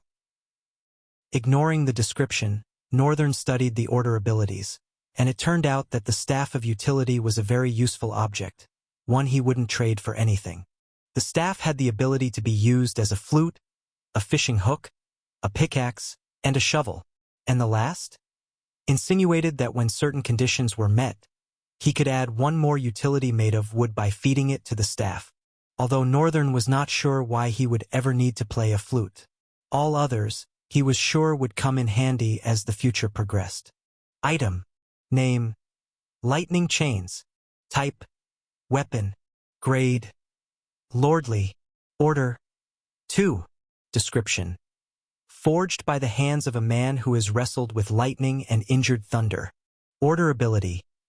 Lightning Strike. Electrified Shackle. The world was so broad. Maybe not Ultrael alone. The universe. Whatever universe existed in this plane was so broad. The diverse and endless stories in the descriptions of each weapon was proof of it. Imagine how many weapons drifters get day in day out, and maybe only 5 in 1,000 link with each other. Each description tells the origination of each item. A story is there, a story is always there. The presence of that story tells of a history that not so many are well versed with. Thinking about this made Northern realize, perhaps the history of Ultrael was just one of many that truly existed. Shaking his head bitterly at how a world can be so complicated, Northern summoned the weapon while reading through its order abilities. The chain shimmered with a faded blue radiance, glowing with faint sparks, as it wove itself around Northern's right hand, all the way to his arm. After the summoning process was over, the chain's light dimmed, revealing its true nature. A dull black chain that wrapped itself around his arm. At an ordinary glance, it looked pretty ordinary, in fact old. But taking a deeper look, the shackles were like an insidious serpent subtly shifting and yet blending with the darkness in the corner of the room. It looked dangerous and ominous, enough to make something crawl on anyone's back. Northern took a long look at it and liked what he saw. He smiled. Fortunately, the abilities of the chain were as good as the chain itself looked. The first one allowed him to strike lightning with his fist while the chain was in its dormant state, wrapped around his arm. The second ability, when he was actively using the chain, let him channel lightning through it, causing a chain attack to every creature within a 20 m radius of the first target. The idea of using chains soothed him so much. He had been practicing fighting with threads recently, although not very often, but he was gradually thinking of another style of fighting. The sword remained his best and most suitable style of fighting, but because of his formless, now omniform, Northern did not want to stay with just one style. And now that omniform granted him the liberty to become anything, he was sure absorbing several other combat styles and weapons wouldn't be a bad idea. This chain just happened to come at such a moment. There couldn't have been a better time. Northern curled a corner of his lips, gleaming at the chains wrapped around his slightly raised arm. "You're welcome, buddy. I will put you to good use. And the last one. I'm already on the last one?" Northern looked a bit somber as he opened the runes of the last item. However, his downcast eyes slowly widened, flames of life lighting them up. His mouth opened. "Ooh-hoo? What is this? Damn. What the hell is this luck? Item. Name. Lightning and Thunder. Type. Utility. Grade. Heroic. Order. 3. Description. Forged and used by the hands of a man who has wrestled with lightning and injured thunder. Order ability. Forging Beam. Lightning Craft. Thundercraft. Reforge. Forging Beam. When activated, vicious flames emanate from you, with every hit of the forge hammer against metal, affecting everything within 60 m radius of you. Lightning Craft. Using the lightning attribute of the hammer, you can hasten the forging process, making it 10 times faster. But your essence will tell for it. Thundercraft. Every item crafted by this hammer gains the thunder attribute of this hammer, making them more durable than many. Reforge. When you destroy a mundane item with this hammer, you can forge it back with the hammer, adding order to it. Northern froze, blinking at the last set of runes. His hand rose to his open mouth, trying to cover it for a moment. Damn it! Chapter 733. Changes are coming. After witnessing the last item, Northern could almost not sleep. He was troubled and toiling with so much joy. At last it was at hand. The goal he thought would be far in the future was delivered right before his hands. In no time, he would be able to make mundane items have orders just like soul items. Although there was no certainty that they would be soul-bound too, this was a first step. A great one at that. One that arrived too early. Northern had wanted to do it, but this was something he was still looking at in the next 2 or 3 years, after he had gotten quite used to soul forging of the limitless void. But now, things had turned around for him. First, I'm going to get used to soul forging as fast as I can. That means I need to start a forge construction in the limitless void. Not just a forge construction. Northern had once taken a short survey around his soulscape and noted some things that he could build. This was, after all, not something he was unused to. He was an able engineer in his past life. Even though he had not practiced for a long while, that knowledge still resided in him. When he took that survey and planned the way the buildings in the limitless void would be, he was very happy. He felt like himself for some reason. Lost in that zone where the cares of the world and the deceitfulness and riches of power mattered not to him. Like a child that just earnestly wanted to play. He planned to make the limitless void become a city of his own. Outside the limitless void, the souls that resided there lacked bodies and were no less than ghosts. But inside, they were as real as Night Terror and every other void summon was. Not to mention, with time, they had begun to show growth, attitudes besides what you'd expect a monster to be. Creating more infrastructure in the void would definitely grant them the privilege to learn much better and become more intellectual. Then, at the center of this civilization in his soul would be the forge, the core of everything, the place where every mineral would be processed and used for a greater good, the place where soul-bound items would be created en masse and spread across the whole world, distributing his influence and amassing riches for himself. Northern rolled on the bed, turning his face up and his arms folded behind his head. He studied the intricate design of the ceiling as he thought about it. Loud drums and joyous jubilation from the city, along with some students perhaps, flowed into his ear, somewhat subdued by the stretched-out distance between the estate and the main city. Milwa hailed from the kingdom of Variolania. He had accomplished several things in the name of the nation and was one of the reasons why Variolania mattered in the pages of history and the significance of nations in the world today. It was no wonder the nation had taken it upon themselves to always have this carnival, with or without the approval of the Academy. It was just an extra joyous occasion that the Academy, a center of Milwa's accomplishment, joined them in this season. Snowflakes danced tenderly in the cold wind, settling on the edges of windows and roof, slowly gathering a pile of white on them. The wind was biting outside. People wore thick fabrics and carried sticks of flames and paper lanterns with burning plumes of flame. They danced to a strange trumpeting sound, along with loud, heart-thumping drums. Northern could feel the subtle vibration of the ground, his bed, following each beat of the drum. It would be hell of noise down there. Astor had knocked on his room several minutes before he lay down, inviting him to go to the carnival together. But Northern refused. He and the other three could just receive the reward on his behalf. He was not going to go somewhere that noisy. Aside from his cohort, no cohort had made it out of the rift. Usually, a Tier V rift was not something a bunch of awakened drifters, nomads, or at most masters could defeat on their own. What the school expected was the most they could do within the time frame they were given. Defeating the rift in 30 minutes was an outrageous and blatantly unbelievable achievement. It was bound to cause some noise very soon.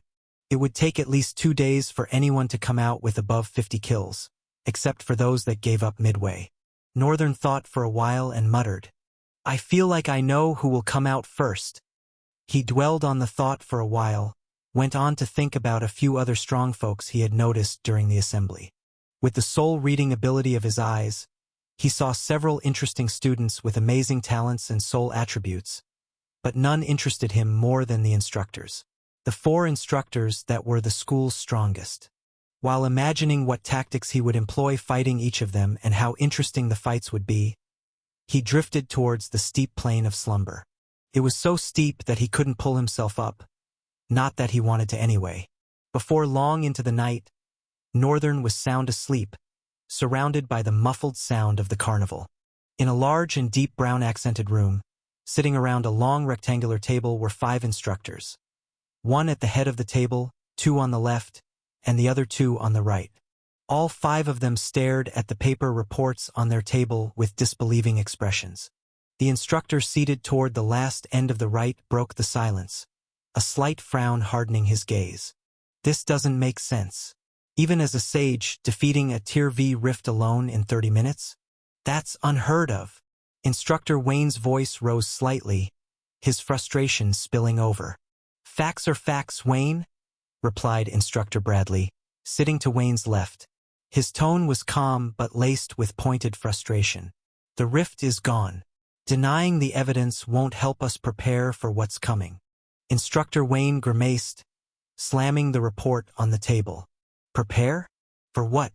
Another prodigy who thinks the Academy is beneath them? You saw what happened the last time someone this strong thought they didn't need us and ended up tarnishing our name. These are 2 different scenarios. Ruffsburg is different from an ordinary student. Besides, this only calls for a different approach." Bradley countered, his voice firm. "This boy isn't just another talented student. He's an anomaly. If we fail to act now, we risk him becoming either a loose cannon or someone else's weapon." The head instructor, seated at the table's center, raised his hand, silencing both men with an authoritative gesture. "Enough! he said, his voice steady and commanding. This isn't about past failures or bruised egos. This student represents a turning point for this academy. Whether we like it or not, he's outgrown the typical student mold. Either we guide him to our cause, or we risk him becoming a threat.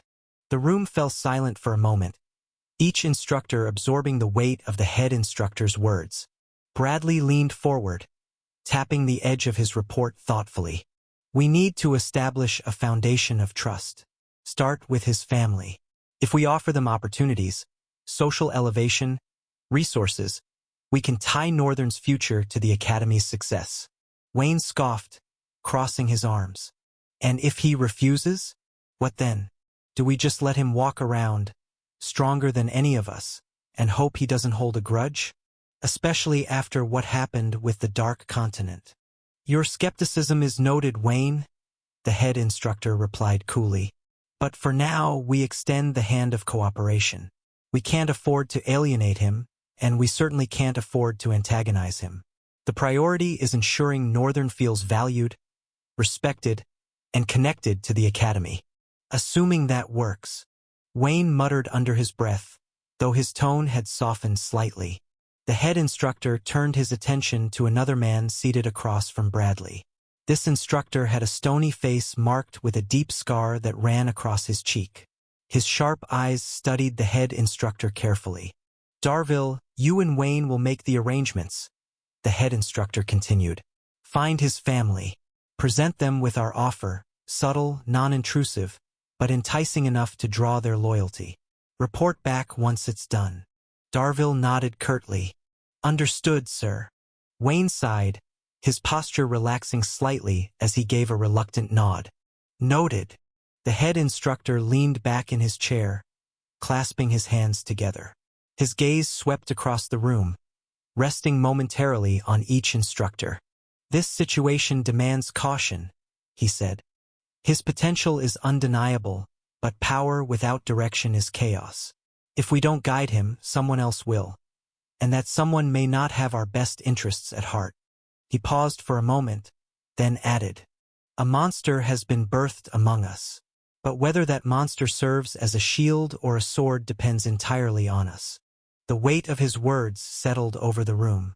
None of the instructors spoke, each lost in their own thoughts. Finally, the head instructor waved his hand dismissively. That will be all for now. Prepare your plans and move quickly. This is an opportunity we can't afford to lose. The instructors rose one by one, their expressions somber and focused.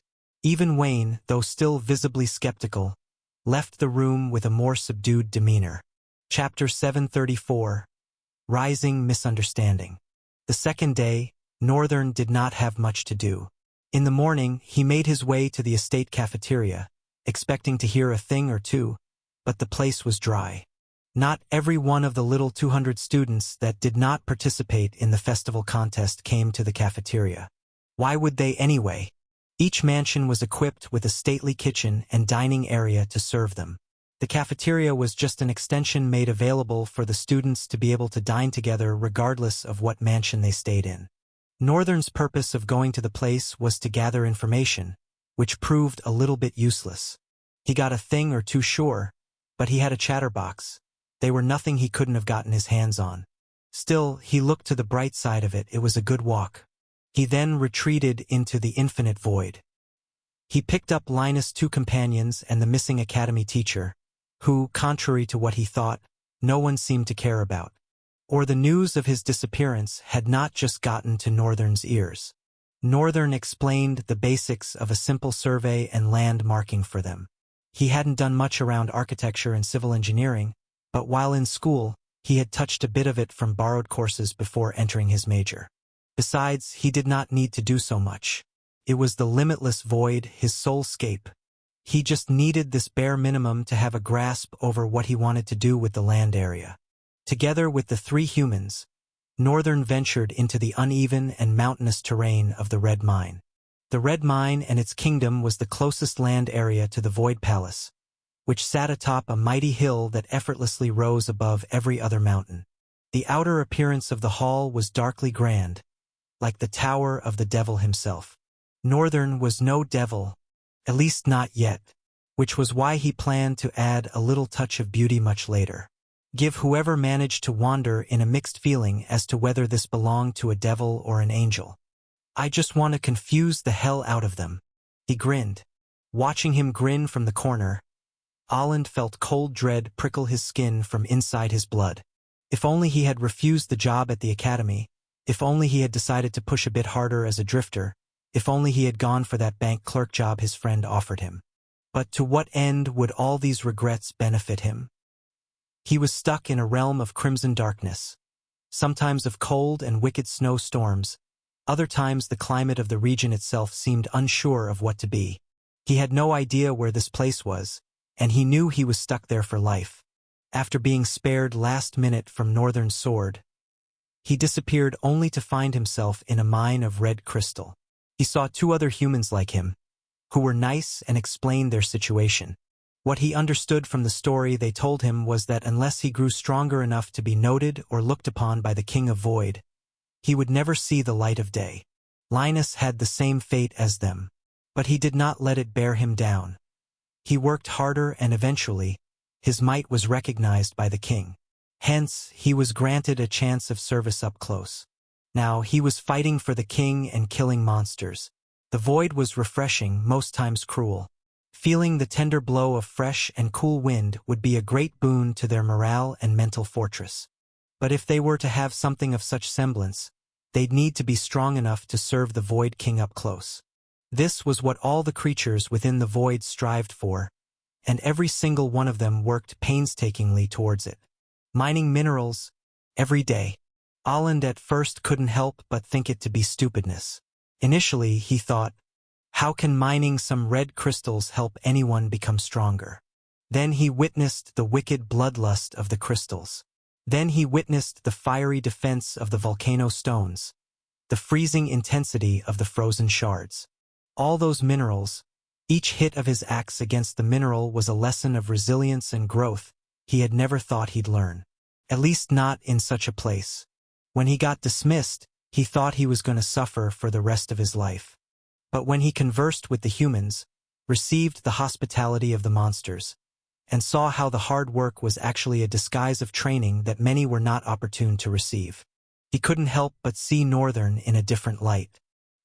He's giving me another chance? A massive bull-headed monster had placed its hand upon him and nodded in that moment. The boy he, even though unknowingly, sent to the Dark Continent was giving him another chance. A chance to grow, to be better than himself and make better choices.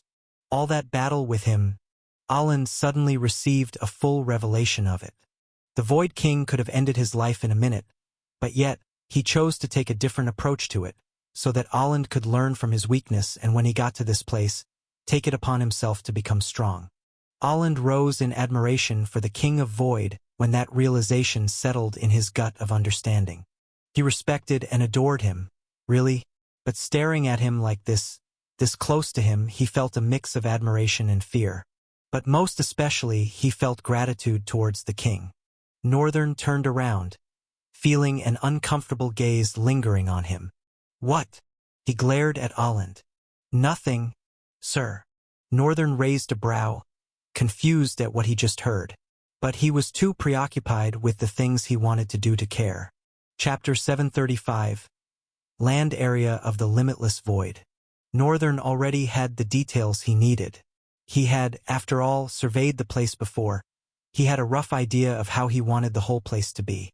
The Void Palace marked the beginning of the Limitless Void. Well, in a way. Northern considered it more of a center than an actual beginning.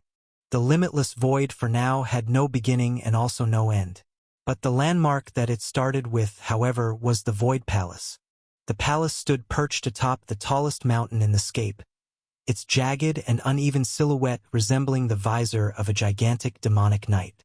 Eerie azure lights spilled from its slick, horizon-cut windows, casting ghostly beams that illuminated the dark mountain beneath. At the base of this mountain was a foreboding coppice. The blackened, twisted trees appeared as though they'd been torched by an inferno of black flames, their charred remains frozen mid-scream. This haunting grove acted as a grim prelude to the first mountain of the Red Mine. The Red Mine consisted majorly of 3 large mountains. Although they were not as tall as that which held the palace, the mountains of the Red Mine boasted more robustness, with a single mountain spreading over 3,000 kilometers. The soil and rock gleamed a deep crimson, making the terrain look as though it bled endlessly from unseen wounds. At the edge of the 3rd mountain, the stark vividness of the Red Mine gave way to something different. A vast lake of still, dark water, shimmering faintly under the omnipresent dim light of the limitless void. This lake rested in the shallow valley formed between the Red Mine and the imposing Glacier Mountain. But before the waters could lull one into tranquility, there lay the ominous carcass of a massive creature. The beast's bones jutted out from the ground like the ribs of a fallen colossus, their white marred with streaks of black decay. Time and the weight of the earth were already claiming it, as some parts of the skeleton had begun to sink into the cracked, blood-red soil. Beyond this grim sight, the icy majesty of Glacier Mountain loomed. The mountain rose tall and imposing, its peaks encrusted with blue-white ice that shimmered with an almost unnatural brilliance. Glacial sheets draped over its flanks, flowing down in slow, frozen cascades. Unlike the bloodied tones of the Red Mine, Glacier Mountain was a realm of cold purity, its chill seemingly seeping into the surrounding air. Past the icy expanse of frozen mountain, the landscape transformed again. Here, the fiery wrath of nature revealed itself. A volcanic mountain stood in stark contrast to the frozen beauty that preceded it. Rivers of molten lava coursed down its rugged slopes, cutting glowing paths through the darkened rock. The air here was thick with ash and sulfur, the ground trembling faintly under the mountain's restless heart. And after the volcanic mountain, the world unraveled into desolation. A vast, dark plain stretched endlessly under oppressive gray skies. The land was barren and jagged, its surface cracked and dotted with black hilltops that rose like scars from the earth. Twisted black trees, stripped bare of leaves, clawed at the sky, their forms unervingly human in their skeletal appearance. This was all there was to the limitless void. For now, Northern had already walked the length and breadth of this place at his leisure times except the newest terrain which just came around yesterday. Also, thanks to Mind's Eye, he could easily gloss over everything with a satellite-like vantage point. As for where he wanted to start his building, the point that would mark the heart of his forge, Northern was still walking with the 3 humans. They were gasping for their breath, panting and sweating like they were walking through the bridges of ruthless inferno. The poor part was, they had not even gotten to the volcanic terrain yet. Northern glanced at them and shook his head in disappointment. How could they be so weak? After a few moments, it did not matter that they were feeling so hot and tired. Perhaps the 3 of them had been deluded to think that the chilling wind of the frozen mountain would be a friend to them because the Red Mine was a temperate region. But they were wrong. The cold assaulted them with biting intensity. They hugged themselves and shivered nonetheless, their upper and lower teeth smacking against each other uncontrollably. The perspiration on their faces instantly froze and their hands were whitening. They looked in front of them. Northern wore a thin white fabric that was dancing happily in the wind. He did not look at all like he was treading the path of such an unfair cold. After a while, they arrived at the volcanic region.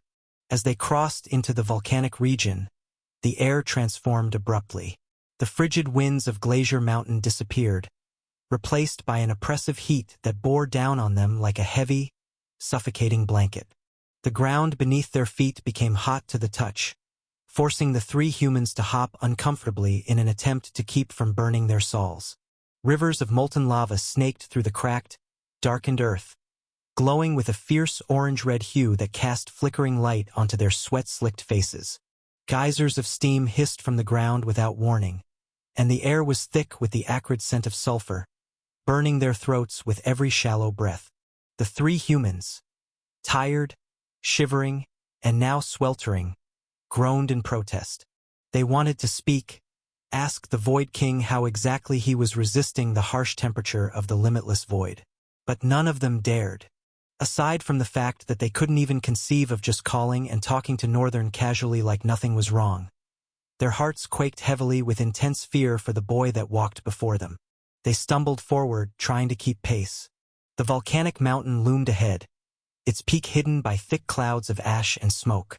Rivers of molten rock glowed faintly in the distance, creating an eerie, shifting pattern of light and shadow across the desolate terrain.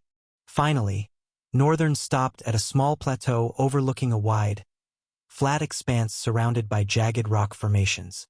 Here, the heat was less oppressive, though the ground still radiated warmth. The three humans collapsed onto the ashen earth, gasping for air. "This is the place," Northern announced, his voice cutting through their exhaustion like a blade. The three looked up at him in confusion. "What place?" He gestured around them, his eyes scanning the terrain with a calculating precision. "The forge will begin here." They exchanged uneasy glances, unsure if they had misheard him. Aland, with a sweat-drenched face and trembling hands, finally spoke with caution. "Here? In the middle of this furnace?" Chapter 736. The Forge's Blueprint. It was not just unfathomable, it was an abominable idea, an idea that could only have been birthed from a wicked and inconsiderate mind. Inconsiderate for oneself and for others. That was the way Aland and the other two humans stared at Northern. Their eyes held a mixture of confusion and frustration. Why would any sane human create a forge at the side of a volcano? Definitely, Northern had chosen a point with less heat and effect from the volcano, but it didn't make it any less disturbing that he was creating the center of whatever settlement he intended to build in the volcano. He had briefed them of his plan and why he was taking them with him, so the three of them slightly understood. Northern had even said, when this project started, the three of them would be the ones in charge. Not because he considered them any bit important, he just needed scapegoats to use in case of failures. However, the three humans might have thought otherwise of Northern's unexplained action. Albeit positively, Northern looked over the gray plains that sprawled beyond the mountain. "The forge is going to be as large as the mountains. Then over there will be a settlement of some sort." He turned his head to the Glacier Mountain. "There will be another settlement over there all the way to the Red Plains. Then I will find a way to create an agricultural system around that sentient water." He had not confirmed about the Icy Mountain and the Gray Plains, but he knew for sure that the Red Mine could cultivate some plants. It would just be a little bit tougher than usual. Besides, agriculture did not follow the same spectrum on Trael as it did on Earth. On Earth, for example, there were 3 main categories of soil types. Trael had an astonishing 8. All 8, however, had plants that were best suited for them. Resin was a type of soil that was mainly used to propagate tree-type plants and mostly extensive life-cycled plants. If one was to cultivate an annual plant with resin soil, they'd see no result. The crop could take 6 months to barely bring forth a little sprout. Whereas with Leysin, it could start bearing fruits in 6 months. The soil of the Red Mine was resin, although with a little infected attribute of the blood-soaked nature of the mountain's mineral. There were bound to be consequences with using such a soil even to grow trees. But it was not impossible. Northern was just putting all these things for now into thought process. The humans so far had been feeding on carcasses of monsters. There was a reason as to why the Kirathon's body was left with only bones. Northern wanted the forge to be as big as the volcano itself. He wanted the entire region to be dedicated to the flaming crucible of item creation. The volcano itself was going to be his furnace. And to ensure that the foundation edifice would be sturdy enough to remain despite the heat and power of the volcano, he would be using the volcano's own mineral for the constructions, the volcano stones, which the refined version he named Volthium. Volthium was a material that could resist incredibly high temperatures. It was the best form of defensive material one could use to create a weapon. Although the mining process was difficult as its resistance was intense just like the red crystals, it was not impossible. In fact, some monsters were already mining it, although in low quality. Another difficult mineral to mine was the ice crystals, but for some reason, Mr. Fluffy found it very easy to mine. The beast often transformed to his bipedal form to mine also and raked in quite a lot of ice crystals that Northern was grateful he majorly resided in the Icy Mountain. although right now, he was in the dungeon tearing flesh after flesh with his crude fangs. Northern scratched his hair behind, trying to reach for his scalp but to no avail. I wonder if they are doing well. Of course they were. The flooding amount of talent fragments he kept receiving by the minute was proof of it. Although they didn't seem to have gotten to the next floor boss yet. Northern's gaze was as sharp as the wind that tore through the volcanic ridges. The thought of building something magnificent, a true soulscape forged from ingenuity and chaos, burned in his mind. To the untrained eye, it was madness. To Northern, it was art. We'll start by clearing the rim here. His voice carried a strange conviction that silenced the murmurs behind him. The volcanic flow will serve as the heart of the forge. All of it must be redirected through channels we'll carve into the stone. Intense heat flowing directly into our smelting chambers.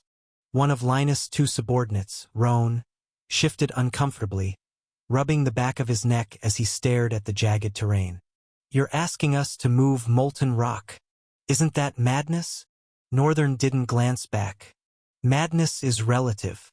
When this is done, it won't just be a forge. It will be the lifeblood of this city. And you three, if you don't die in the process, will be legends. It was impossible to tell if that last statement was a grim jest or a genuine promise. The Glacier Mountain loomed to the north, its icebound cliffs reflecting faint light across the barren plains. Northern's plan for a settlement there would be equally ambitious.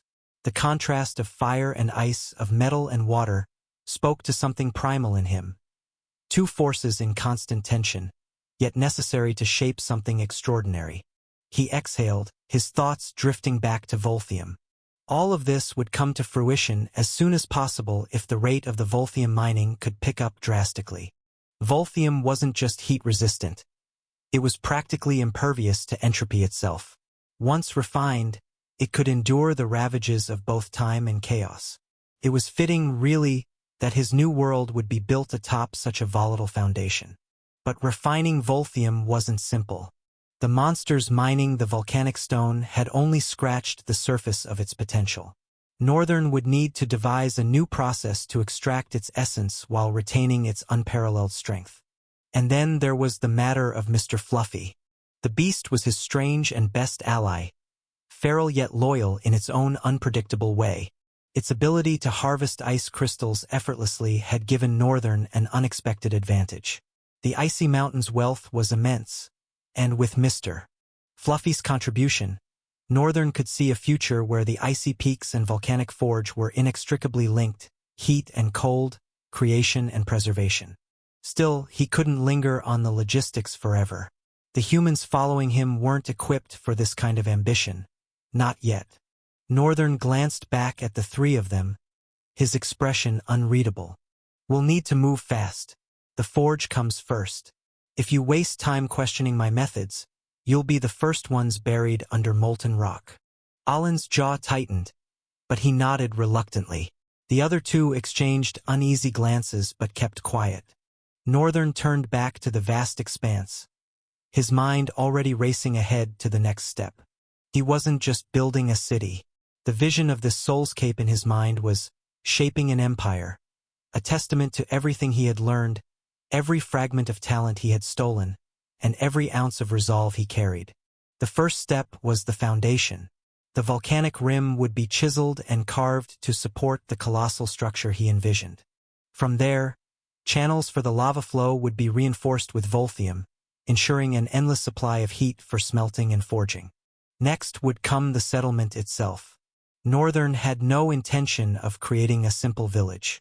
It would be a hub of innovation, a place where talent and strength converged. The icy peaks to the north would serve as a reservoir of resources, their frozen bounty complementing the volcanic forge. And in the center of it all, the forge would rise like a monument, a testament to the power of will and ingenuity. But there was something else lingering in the back of Northern's mind. The forge wouldn't just be a place of creation. It would be a weapon. The thought was a quiet one, buried beneath layers of other plans, but it was there nonetheless. Aside from the rifts that plagued Ultrael, should the inevitable disaster he always thought about and subtly feared arrive, he would need weapons crafted not just from metal, but from the very essence of the limitless void itself. And the forge would give him that power. Soulforge. Chapter 737. The Keyjars. Northern spent quite a while in his soulscape. Even after he was done mapping out, he wanted to get a total number of souls that resided there, which shockingly were a lot. Northern, since he gained the soul world ability of the void, had killed over 10,000 monsters. It was really shocking to him. And these were monsters that had died by his sword alone. The ones that died by the hands of his void summons were not included. They consumed the soul of whatever they killed and rendered its core to him as talent fragments. So, the monsters in the limitless void could only be put there by him alone, which made the realization that he had killed by his own hands over 10,000 monsters appalling. The souls that were ushered in by Soul Taker's demise were not accounted for in that 10,000. And the total souls that were liberated were about 1,000, with 100 of them being Tomb Kings.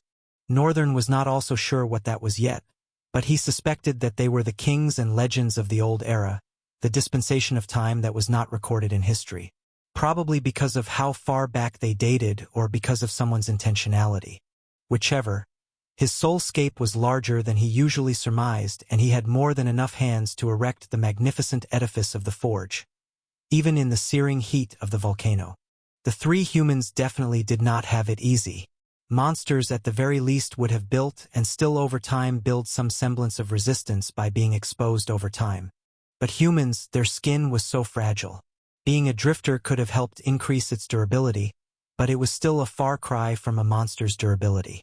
After returning, Northern spent a few minutes sleeping.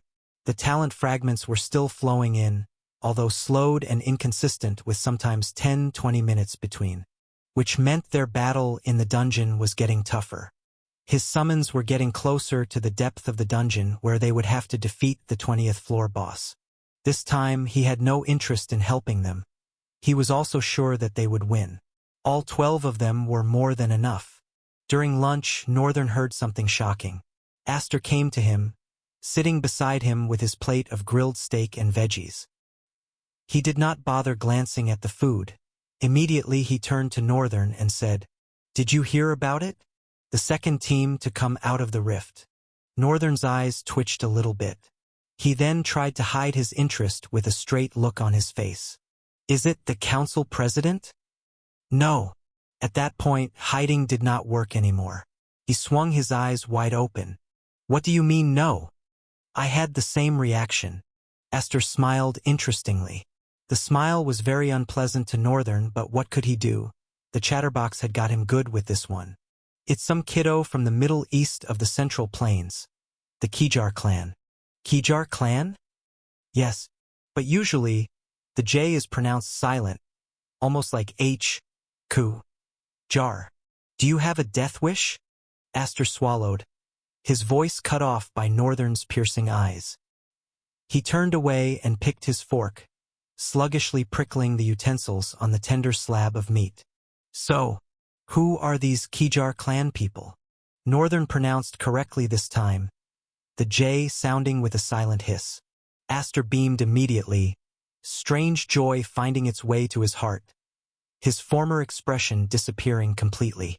"There are majorly 7 clans that rule the Central Plains, either with their achievements in history or their individual strength." He spoke with hand gestures, showing Northern his 7 fingers. "The first and foremost, strongest of them all, you have probably heard of them plenty of times. The Kageyama clan." Northern's voice came with a cold and detached tone. "You are correct, but why do you sound so hateful?" Aster looked at him weirdly for barely a millisecond, then continued. "After the Kageyama clan, there's the Ashura clan. The Ashura clan is the greatest when it comes to hand-to-hand combat mastery. Many even say that at a point in time they could stand toe-to-toe with the Kageyama clan until their patriarch, who was a paragon at the time, died. They've had 3 generations of patriarchs now, and none of them had been able to become paragons, while the Kageyama keep producing paragons after paragons for patriarch." He closed down his 3rd finger. "The 3rd strongest is the Keyjar clan. They are only 3rd because of the same reasons as the Ashura clan, but I heard that they have a mysterious heart due to their heritage abilities. It makes them a very deadly clan. The fourth is their sister clan known as the Beeson clan. A clan made purely of tender and lithe girls that are very swift and shadowy, always lurking in the shadows, blending perfectly into the night with their brown skin. The chatterbox paused for a minute, looking away with a soft blush on his cheek. I wish to marry into that place one day. Northern looked at him indifferently, boringly. The fifth. He jerked back to reality and closed down another finger. That will be the Johnson clan. Finally! Northern had been expecting when Ryan's clan was going to fit into the ranking. He had in fact expected it to be the second or third. Because judging from the brute and unfair talent that the ignorant child had, his clan had to have been very ferocious in and of themselves. Sadly, Northern knew little to nothing about them. Even when he tried looking into them, information brokers placed too high a fee on details regarding them. He either couldn't afford it or they wouldn't tell him except he had something of equal value to offer. Aster leaned in closer, whispering, I heard they worship a chalice of cold flame. Like, literal cold flame. It's a fire that freezes instead of burning. And if the flame goes out, their flames would never be able to burn again. Northern frowned slightly, making the chatterbox wince back a little bit. Of course, you can just see it as rumors. In the end, believe whatever you want to. But that was not the case. Ah, that's why. Chapter 738. The Clans. Back then, Ryan had reacted outrageously because he was called a crappy son of ice. Northern had thought the issue was the crappy, but Ryan's response addressed the fact that he was not a son of ice, but a son of cold flame, and did not seem concerned about the crappy. Now hearing about his family's ties to a strange chalice of cold flame, it just made so much sense.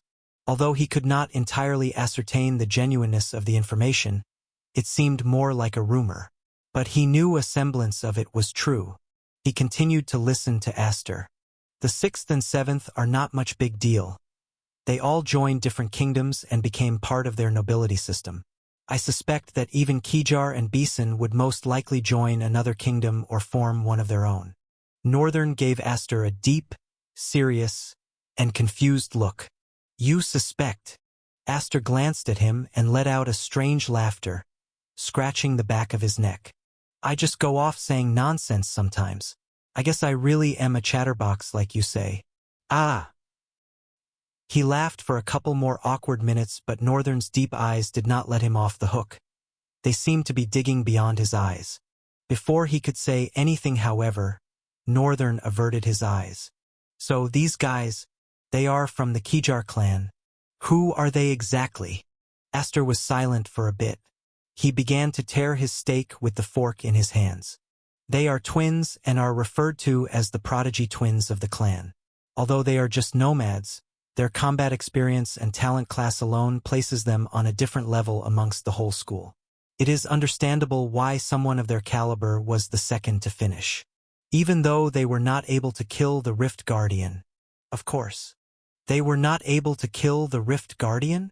Northern's tone betrayed a bit of disappointment. Aster waited until he had done chewing before he responded, gesturing with the fork in his hands. Of course they were not. I am sure none of the instructors expected us to actually defeat the Rift Guardian. Usually, to defeat a rift in total, it will take no less than a week. He paused abruptly, thinking for a bit. What am I even saying? A Tier V rift would have caused no less than 3 weeks. And you finished it in 30 minutes. Think about it, Rian. Isn't it crazy?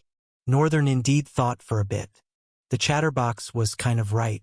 His first rift had not come that easy, and he spent a lot of months in it.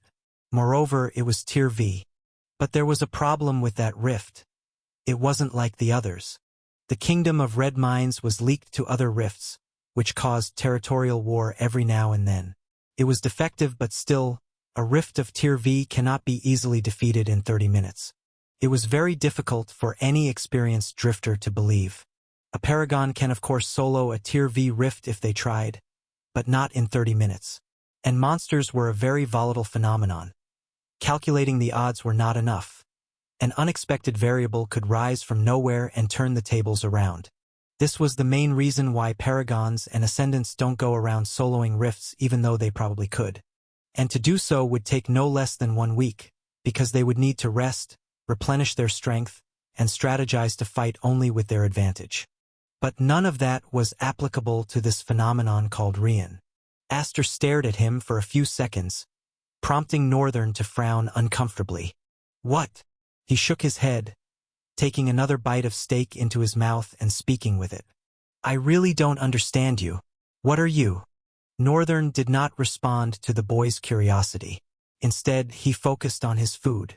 After he was done, he put away his plate and decided to take some free time to himself, stepping out of the mansion to see what the main city actually looked like. Taking permission to go out was a long process. The instructors wanted to have full oversight over the safety of each student. But for some reason, it was relatively easy for him. At first, they started whispering to each other's ears. Northern did not know what the deal was, but it looked like the instructors recognized him of some sort. It wouldn't be because of that, would it? If he knew it was going to cause this much hassle, maybe he would have pretended to stay a little bit longer in the rift. However, Northern detested the thought of pretending. His days of pretense were over. Now, anyone that was uncomfortable with his strength could just scram. Besides, it was not like he was going to go after everyone and have them at their throats or demand their heads. To be honest, he didn't even consider them in all of his plans. After the need to deal with one single person, the next agenda on his mind was Riemgard. After Riemgard, the underworld. Except if threats beyond mortal dealings were to suddenly reveal themselves. Even at that, he was not some hero. If he didn't need to, he wouldn't. At last, they gave him permission, but not without a curfew. Northern was to make it back to the mansions before 9 p.m. or else there would be penalties waiting for him. And so he departed to the city. The capital city of Variolania was a beautiful place to behold. Of course, the high roofs and spired edges gave the city a common religious edge. But the thing about them was that they weren't that religious. Of course, every nation was committed to a constellation body. And in the center of Certlia Street, Northern could see a small statue of a bird-like creature that resembled an eagle. Isn't that a griffin? It had 4 limbs and hind limbs, eyes sharp as if piercing into one's soul. The sculpture perfectly smooth and clean, almost looking too realistic. Beneath the eagle-like creature was a fountain. 2 ladies were seated on the round edge of the fountain's basin, discussing casually, the soft luminescence of the day star falling on their amber skin. From the looks of it, they were undoubtedly nobility. The water was clear, softly radiating the glow of the day star's light as it poured. Northern could clearly see the coins that had been tossed into the water at the depth of the basin. He drifted his head back to the eagle, muttering, "Matinis." Then he continued his walk, turning to the right of the alley to lead him to another street. Somewhere behind the alley, 2 men pressed themselves against the wall and watched him go forward, their eyes glinting with a wicked light, and they smiled eerily through the corner of their mouths. Chapter 739. Damsel in Distress. Northern, with the help of the spirit linen, was clothed in a simple yet dashing attire, a complicated weave of white and black cloth, tailored to perfection. The ensemble was secured with a sturdy belt at the waist, adding a sense of readiness to his look. Over this, a large black hooded cloak was draped, its flowing fabric blending seamlessly with the outfit beneath. His arms were wrapped in bandages, giving a rugged touch to the refined look. Carefully, Northern walked forward. He had a rough idea of where he was going. Besides, before reaching the fountain he had already asked. Some people had informed him that finding craftsmen was not difficult. They had even guessed that he was a foreigner from the way he asked. Most of the time, a certain street was always known to craftsmen. They chose a place to be prominent in. Whether it was a blacksmith, a builder, a jeweler, even down to a pawn shop, everything trading and making could be found in Diril Street, which was down to the right after the Matinis fountain. Noticing an overhead wooden arch in front of him, he glanced up a little and read silently, "Diril, the Union of the Strong." He did not give much thought to what it could mean. He did not want to concern himself with such useless things at such a crucial moment. Northern stopped just in front of the signboard and turned to his left, entering into an isolated alley. Despite the brightness of the day, the place was heavily darkened by shadows. almost deceiving one to think night was at hand. Entering the alley, he was assaulted by a poignant dirty odor that caused him to wrinkle his nose a bit. Piles of garbage littered the left and right walls of the alley. Northern's eyes glinted coldly as he continued to walk deeper into the dark maws of the alley. I wonder if this is deep enough. He looked around. The alley still went further, almost like the thin and narrow throat of a colossal monster. For him, however, this much was enough. He had no intention to see for himself how deep the alley went. He was only here because he wanted to give some folks the chance they were desperately looking for. Northern sighed, his eyes, from beneath the hooded darkness, tracing to his right side. Swiftly, a dagger curved over his neck and a low, gruff voice sounded. If you don't want to lose your precious life, bring out every darn coin in your pocket. Northern was silent for a little bit. Then he spoke, his voice calm and indifferent. I don't walk around carrying coins. Aside from the fact that they are heavy, there's a smart way to deal with money these days. Northern's tone was a stark contrast to how the response had played out in their heads. The man holding the knife behind Northern expressed a little confusion but immediately straightened his face and frowned. Then what are the valuables you have? Bring them out.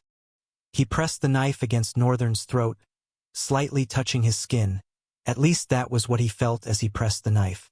Northern was silent, unmindful of the pressure that the man was intending to exert. Then his voice came. I have a question for you both. The second man, a little bit farther from the first, flinched. He had stayed farther to keep watch while his comrade committed the atrocity. The boy had not turned back. They did not give him a chance to. It was part of the plan. So, how did he know there were two of them? He frowned, slightly shivering. The boy's voice continued before he could say anything.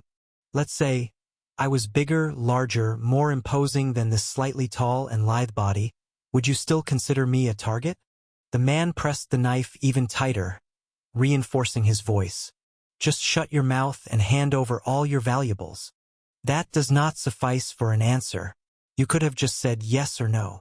The man afar watched suspiciously, his frown growing deeper.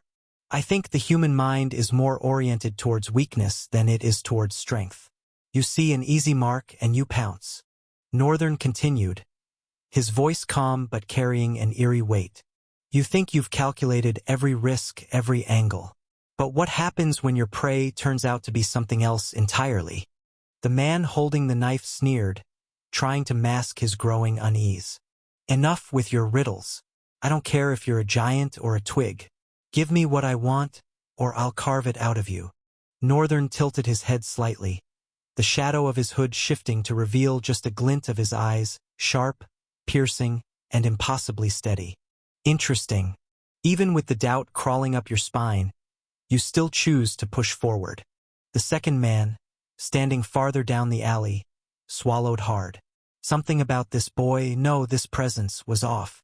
He had been in countless robberies, but this was the first time he felt like the predator had become the prey. And no more talking, the second man shouted, his voice cracking slightly.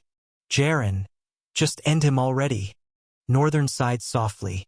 So predictable. Before any of them could react, something very swiftly dropped from the height of the alley. Its form was blurry. Northern narrowed his eyes with a displeased frown as the form blew past him, their cloak flying into the air. A slender and beautiful hand grabbed the man by the wrist. It was like he suddenly was held by iron. He tried forcing his hand out, at least wanting to slash the boy's throat, but the grip was too strong. The man's face contorted with pain as he struggled against the vice-like grip. His knife hand trembled, veins bulging as he poured all his strength into freeing himself, but it was futile. Northern turned slightly, his expression impassive as he observed the scene. The figure stepped forward, their movements fluid yet deliberate, exuding a quiet authority that even the shadows seemed to respect. The second man froze in place, his instincts screaming at him to flee, but his body refused to move. The air in the alley grew heavier, charged with an energy he couldn't comprehend. The figure's voice cut through the silence, calm yet firm, carrying an edge that sent shivers down their spines. "You've made a grave mistake." It was a woman's voice, smooth but with a steel-like undertone. With a swing of her hand, she rendered her figure from the cloak, sending it flying into the air. Long, flowing blonde hair cascaded down like a golden river, its radiant sheen almost banishing the surrounding shadows with an incandescent glow.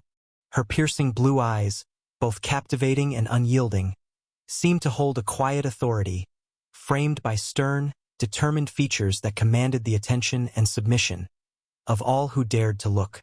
She stood before Northern, stretching out a long thin sword. "I hate guys who prey on the weak." Chapter 740.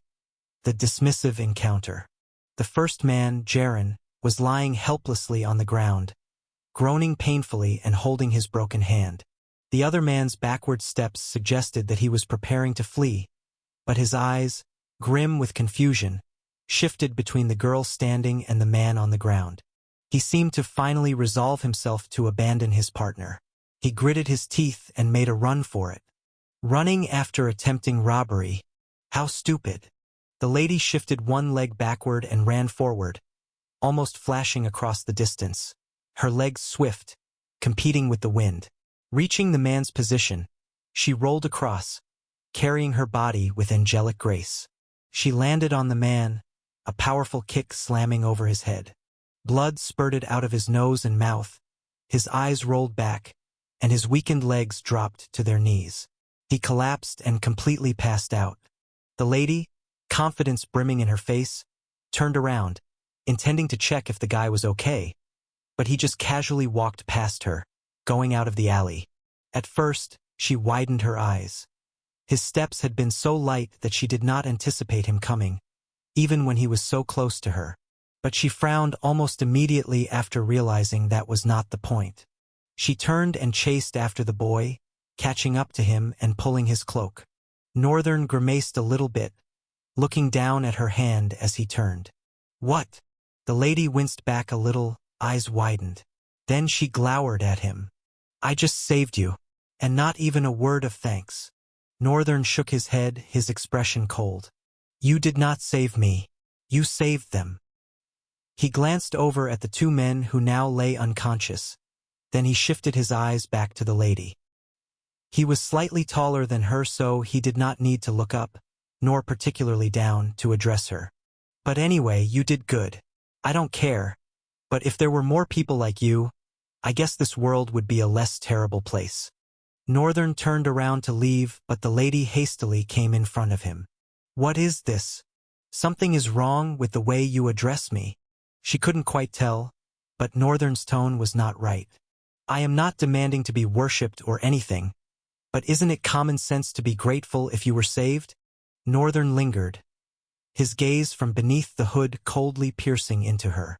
"Only someone in distress would be grateful. I had it under control." He paused, causing the air between the two of them to grow heavy. "You are contradicting yourself. You don't expect to be worshipped, but you expect a thank you? At the end of the day, you want to get a medal of honor of some sort for what you have done. For whom do you do it then? Don't tell me you are an advocate of justice that just does it for the sake of it." Northern's tone grew slightly venomous, and the lady's expression became dark and angry. "I'm sorry. Do we have an unresolved dispute before? Meeting another raven disgusts me. I want nothing to do with her." Northern stayed silent for a beat before he eventually said, "I'm sorry if I sounded rude. Thank you." Then he continued walking. The lady's angry face only got angrier as she watched him walk away. She couldn't tell what exactly that was, but it was as if the boy had a grudge towards her. She shook her head and sighed. Kids these days, their parents should put more effort into their education. She also walked towards the exit of the alley where Northern had headed, but at a slower pace. She did not want to have anything to do with such a spoiled brat. If not, there was no telling what methods of discipline she might employ. After a couple of minutes, Northern got to a pawnshop. The place was bloated with the smell of old paper and antiques. It was a small shop, narrow inwards with a peeling leather couch for customers to rest to one side of the wall. Opposite the chair hung a couple of antique objects and newsletter papers pinned across the entire wall. Northern stopped at the counter table. The man smiled, rubbing his mustache as he scrutinized the visitor. He had not even greeted when the customer entered, which said a lot about how ragged and scanty his shop was. "We don't often get a lot of neat customers. You must be from far away. Was this cloth a wrong choice?" Northern contemplated. He had just decided on a whim to look mysterious so that his dealings would go a bit smoothly. Maybe he overdid it? "I just temporarily came around. I want to exchange some few items. What valuables have you got?" The man lingered for a while, studying every bit of the boy in front of him while stroking his mustache. He exhaled tiredly and eventually spoke. "Business has been very bad these days. There's a blockade at the west. Nations around the areas are doing nothing about it. Traders are either going missing or dying. A silent war is brewing, and it seems like no one else sees it but us." Northern frowned from beneath the hood. "So, there's nothing valuable you can offer?" The man shrugged. "I can offer you coins?" Northern was silent, a hint of stoicism around him. "Look, everywhere you go in Diril it's the same story. Blacksmiths have limited resources to forge. Traders do not have enough goods. Artificers have limited resources. Same with alchemists and every craftsman. And it's not just here in Verilania, Serville, Thesland, Ground Mundell. The blockade is causing serious issues. If you go out thinking you'll find better offers, I'm sorry to tell you, only disappointment awaits you, brother." Northern lingered for a bit. Then he said, "Forget the items. What is this blockade about?"